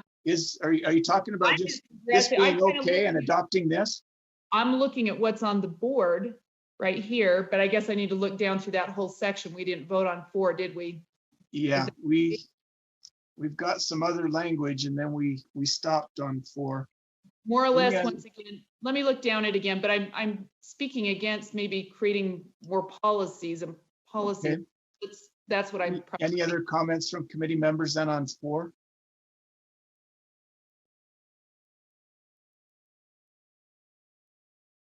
Ideas about how to move forward, Board Member Straight. Well, I think the intent is not to limit free speech. The intent is to protect the board and to limit the liability to the person if they speak as if they are representing the board. They can do whatever they wish as members of the public, but they won't be covered by risk management if they step outside those bounds. I think that's our basic, what we're trying to accomplish here. Okay, so are you in favor of the language as is, Brent? Yeah, yes, I am in favor. It specifically talks about that, and but it doesn't limit their rights as an individual. It only limits their protection from liability. So I'm in favor. Okay, and can you show us, Jeff, if you're on the screen, can you show us C and down below as well? We've just got, so there's the other language that goes clear down to E6 on this one. Janet? My comment is that I just feel a little uncomfortable at having this type of thing be a bylaw. That's a little like hitting board members over the head with this kind of stuff. I would support your idea of putting it into a policy and making sure that this is addressed whenever we have a new board member come on the board as part of new board member training. I think that would be preferable to me than having all of this spelled out in a bylaw. It's my comment. Thank you. Okay, so under that proposal, we would just have a general statement about communications and advocacy, and then we'd refer to a policy, a new policy that would have to go through and generate. There's some rules and to how they're adopted, where a policy would be, more prone to being updated or adjusted as we find problems and things like that. So just something to think about there. Laura, you've been silent so far on this, but I know you were involved in originally putting this together. Any comments about how we might move this forward? I'm not sure how to move forward. And I think that we almost have to look at how this fits with our ethics as well as this. And maybe we have to do that. Maybe So Michelle has some good points here. I'm sorry, Michelle. that being said, though, could we, I hate to sidestep it, but if we were to put just a general statement about ethical communication, or maybe just this first part, and then say abide by policy such and such, and then that policy would go to one of our committees and we would generate that and be able to adopt the new bylaws and work on that maybe with a little more thought. Michelle, you've been called out and you're here ready to answer. I really think that that's a positive idea to put it in a policy instead. I can tell you that the reasoning behind why we put all of this detail in here is because there are consequences now that go with violating the bylaws. And so to be fair to a board member, we needed to have enough detail in there. This is just why we put that detail in there, was thinking through how can I be fair and make sure a board member understands the expectations if I'm going to hold them to it and have a disciplinary consequence for their violation. So I can see doing it in a separate policy as being an alternative way to solve the problem as well. So given that, and yeah, there are consequences. If we were to say something like members who post or comment on social media are to do so in an ethical and civil manner, and to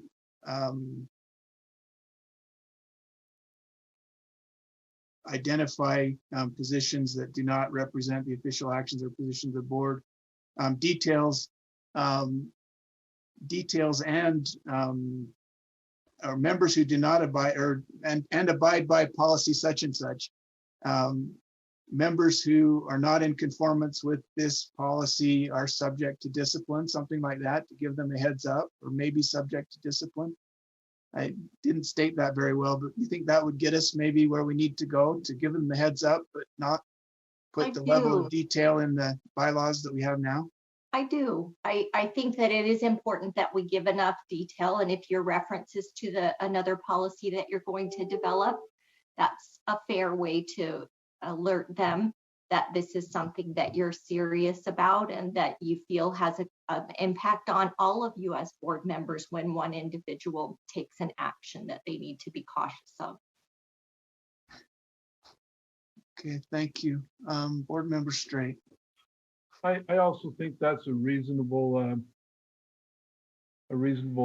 path, but we can't guarantee the passage of the policy. But I do get the point that the bylaws take a higher standard to pass versus a policy.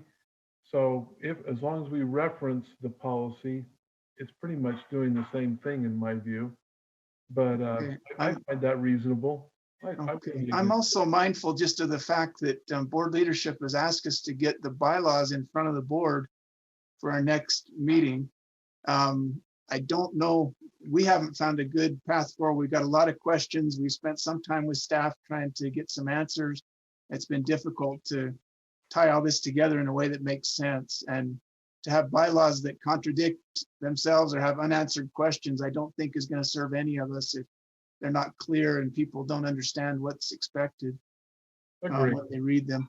So that being said, if committee members are on the same page, if you're not, raise a hand and give us your viewpoint. Otherwise, Brent, maybe you can help us with some language on that 4A, trying to eliminate the detail and just give a general statement that talks about discipline and the expectation that things should be ethical and civil. I tried to do that and stumbled all over myself. So I thought you did maybe fine. Jeff can help us a little bit. Michelle, you've still got your hand up. Is that another comment? Or maybe some words for us here. Now let's go ahead then. We'll the role and expectations of members for communication and advocacy.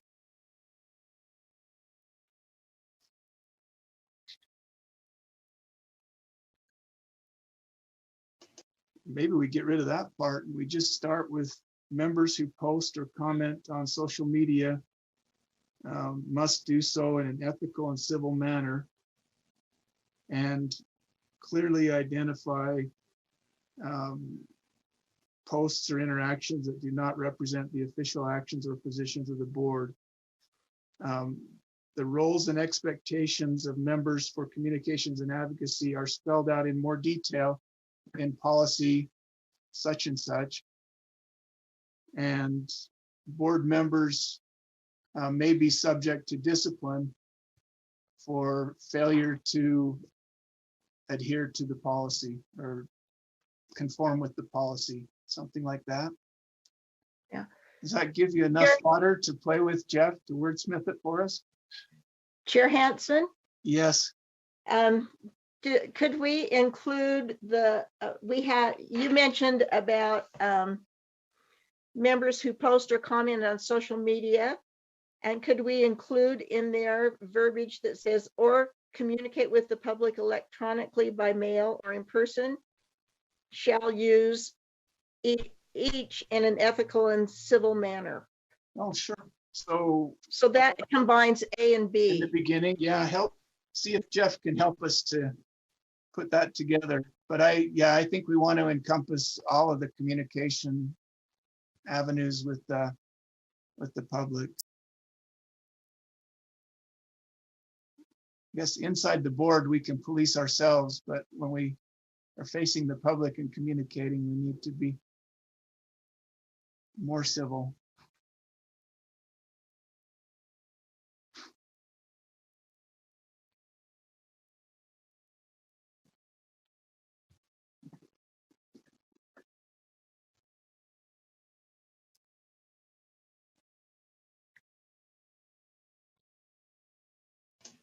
So as I have it here, based on this conversation, we would keep A and B and move or add C, which was what Chair Hansen brought up in terms of referring the rest to the board policy and then moving everything else that's listed here into the board policy in some form.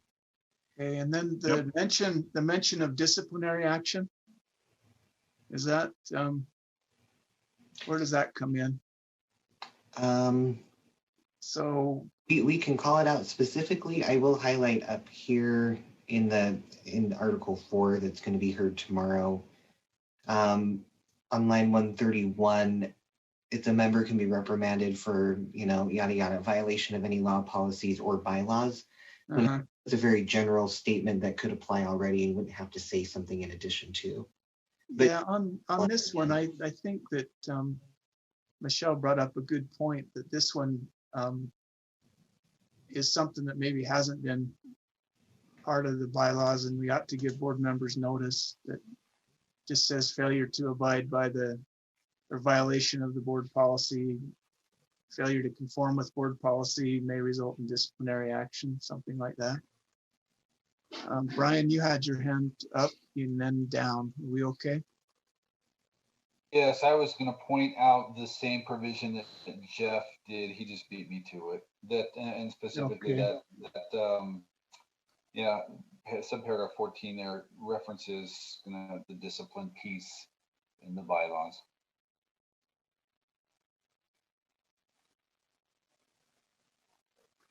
How do other committee members feel about that? Do we need a special call out on the discipline, or is that general statement enough?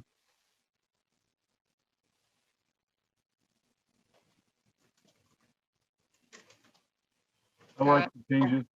I'm fine with the blue text. So I have a question. Are we looking at putting the discipline into the policy we're forming? Is that yet to be? No, I think the discipline's another place in the bylaws, right?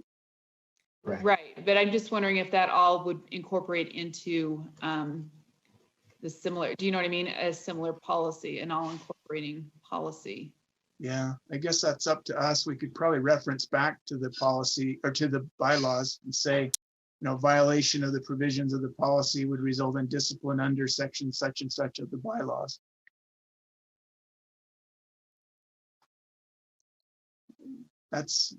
You're probably doing our work that we're going to have in here in a couple of months when this comes back at us. So how does that read, everyone? Does that look like something we can vote on and have section 5 complete?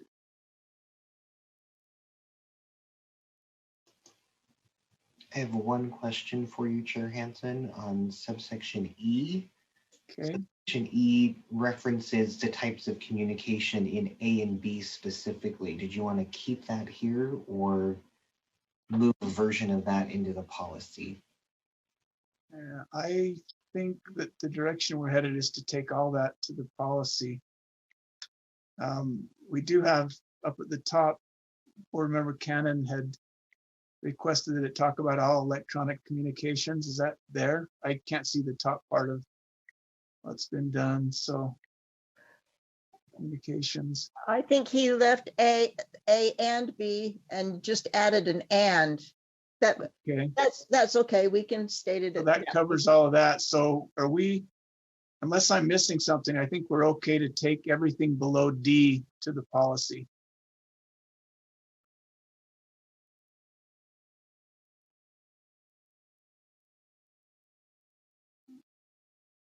Is that any other comments from committee members? Michelle, you've got your hand up. Is that something on this? No, I'm terrible at taking it down. I'm sorry. No, that's no problem. I just want to make sure that we hear from you if you have something, and I'm not watching all the time, so I can't see when they come up and down. Laura, please. So Chair, I'd love to see down what we're taking out again. Only because I feel like we're just moving this to another time. And should it be in a bylaw or should it be in a policy? I think that, I don't know. I think we need to think about that. I'm sorry. Okay, no, that's fine. I think a couple of us have expressed opinions. I'll tell you, I think that a policy would be a better way to handle it.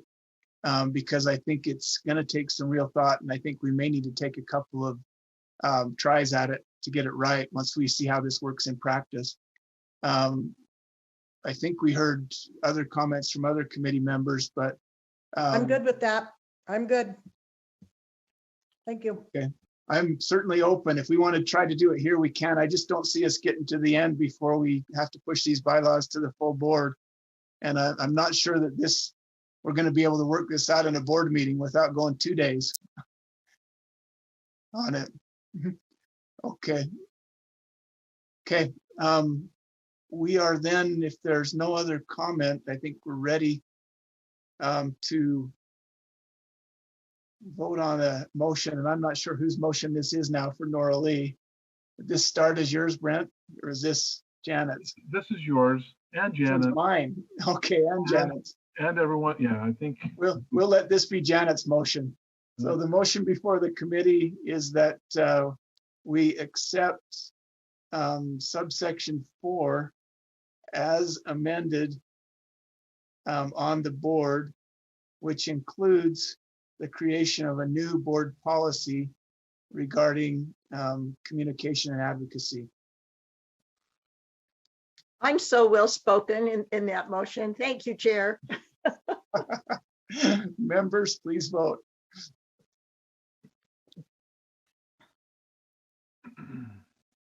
And no, mine went on and off. There we go. I think we've got 5 check marks, Nora Lee. That one's unanimous. Congratulations, committee. We are done with Article 5, I believe. Is there anything else that we haven't addressed on Article 5? If not, we are going to move on to Article 10 and then Article 11. And I think we have a good chance of getting through those in our time. Article 10, this one dealing with appointments.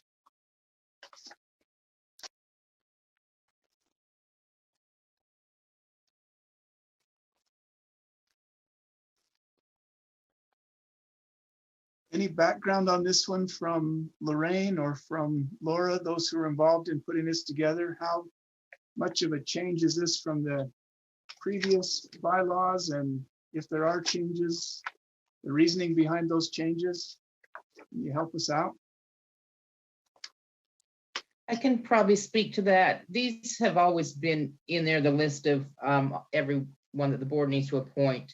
So mostly the changes were just reference changes and making sure that some were taken out that were no longer in statute.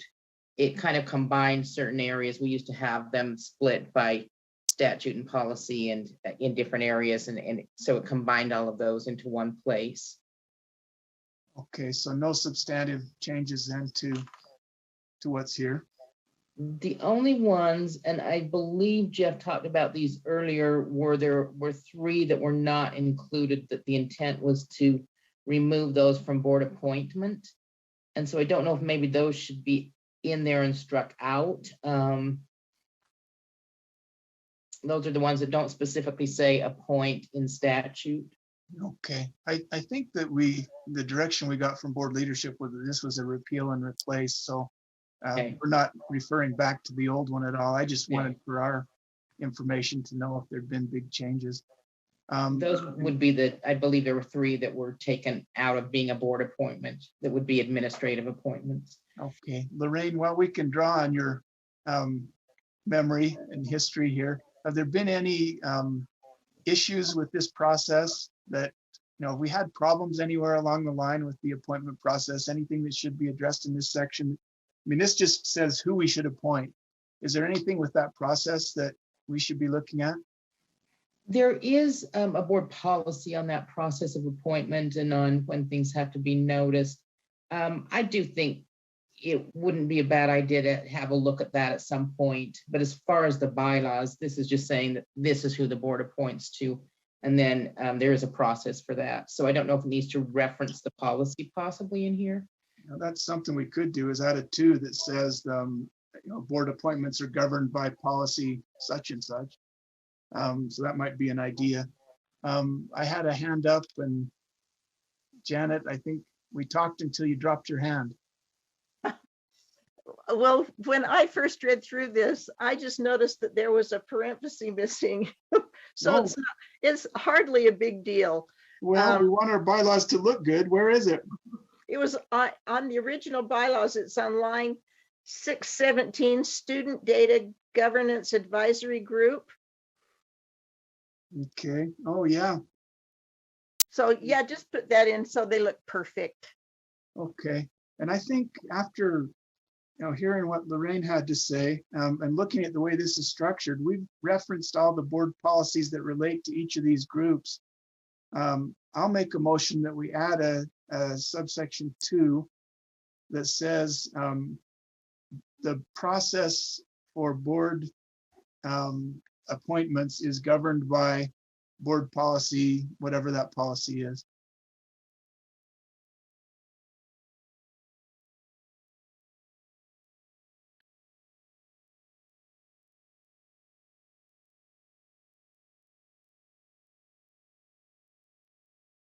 And I don't even feel the need to speak to that one. Is there any comment on that? If not, we'll go ahead and vote. The motion before the board is that we adopt Article 10 as amended, and the amendment is to add a reference to the process for board appointments being governed by board policy, and we'll ask staff to fill in the number for that policy.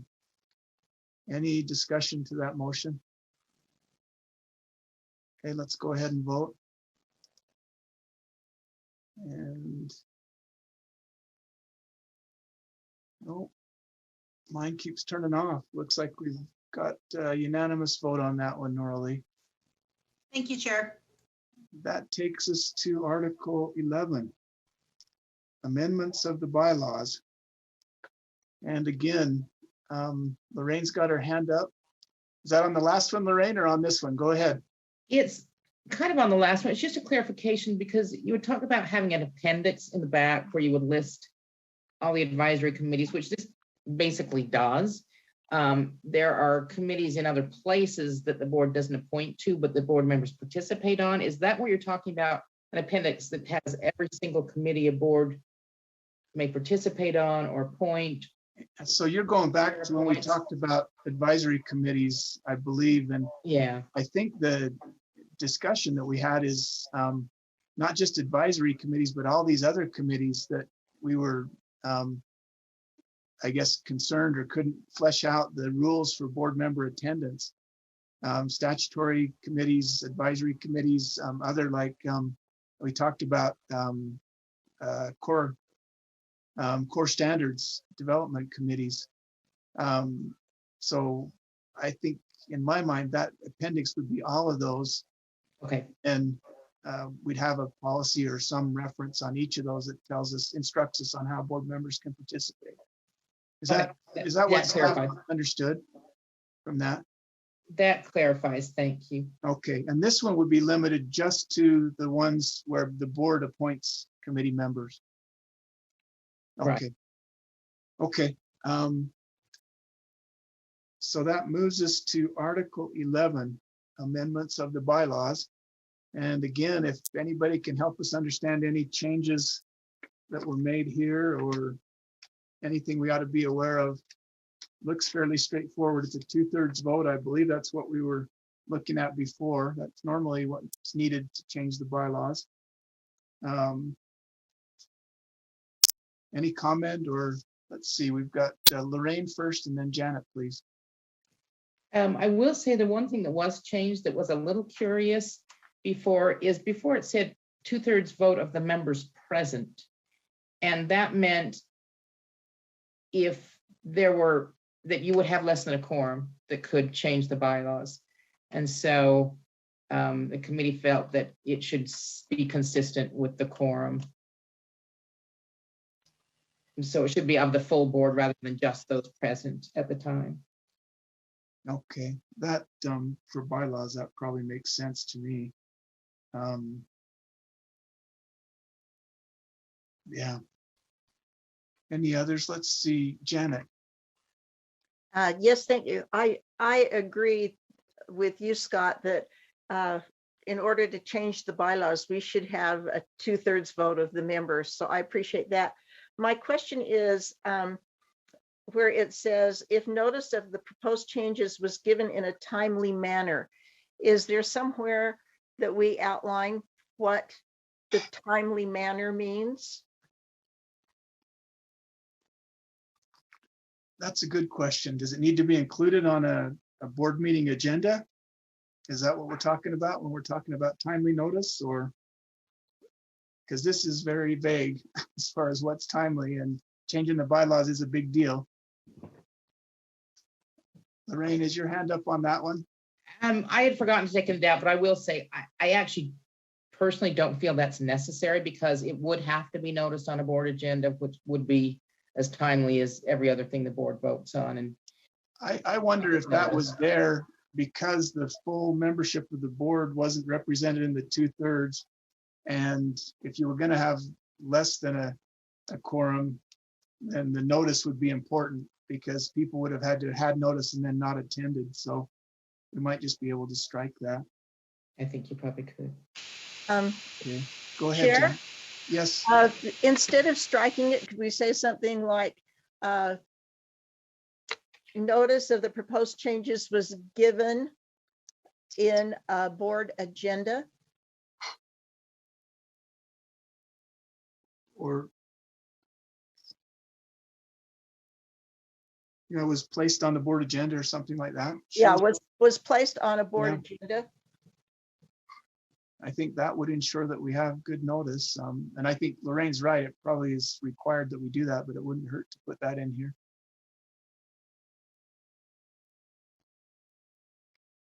Any other discussion or changes? We'll probably just vote on this whole Article 11. Is there anything else that we ought to look at?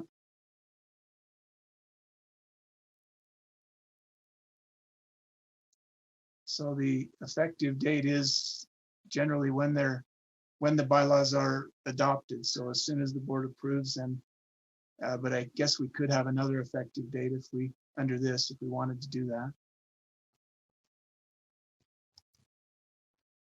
Okay, Brent, you've got your hand up.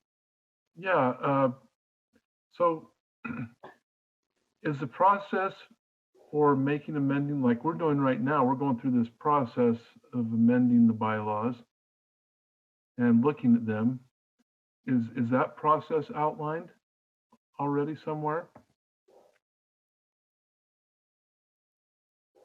Yeah, that's a question I don't have. Laura, you've got your hand up. Your real hand is up. My real hand. Okay. It is in there that the vice chairs will review this every year. And if there's any updates or changes that need to be done, it will be brought forward at that time. And then again, that would mean that bylaws are open. If anyone has other things, they can bring them up then. And I just as a side comment, I can envision times when we might not do a full revision of the bylaws like we are now.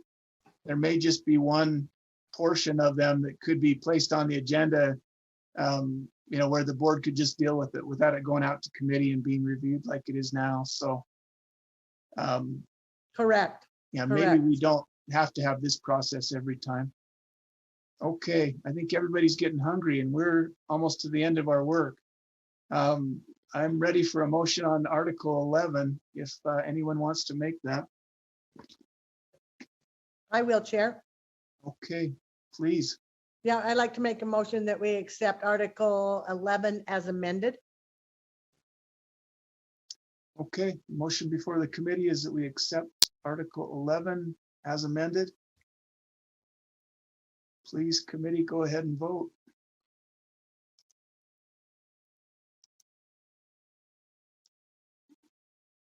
And looks like we are unanimous on that one as well, Norley. Is there anything else? Oh, go ahead. No, I said thank you, Chair.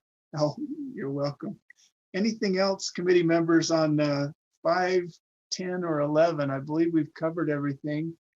We have a proposal to go before the board for the next meeting, and we've given ourselves some work probably on that policy on communications. But if there's nothing else on these, we'll go ahead and adjourn the meeting for tonight. Anything else, anyone? Can we applaud? Well done. Good job, Chair. Oh, well done, committee. Thank you. And thank you, staff, for all the support. I think we're at a good place and we're able to move this forward timely. So thanks for all your help and for the extraordinary efforts late into the night. Go get some dinner. Thanks. Thank you.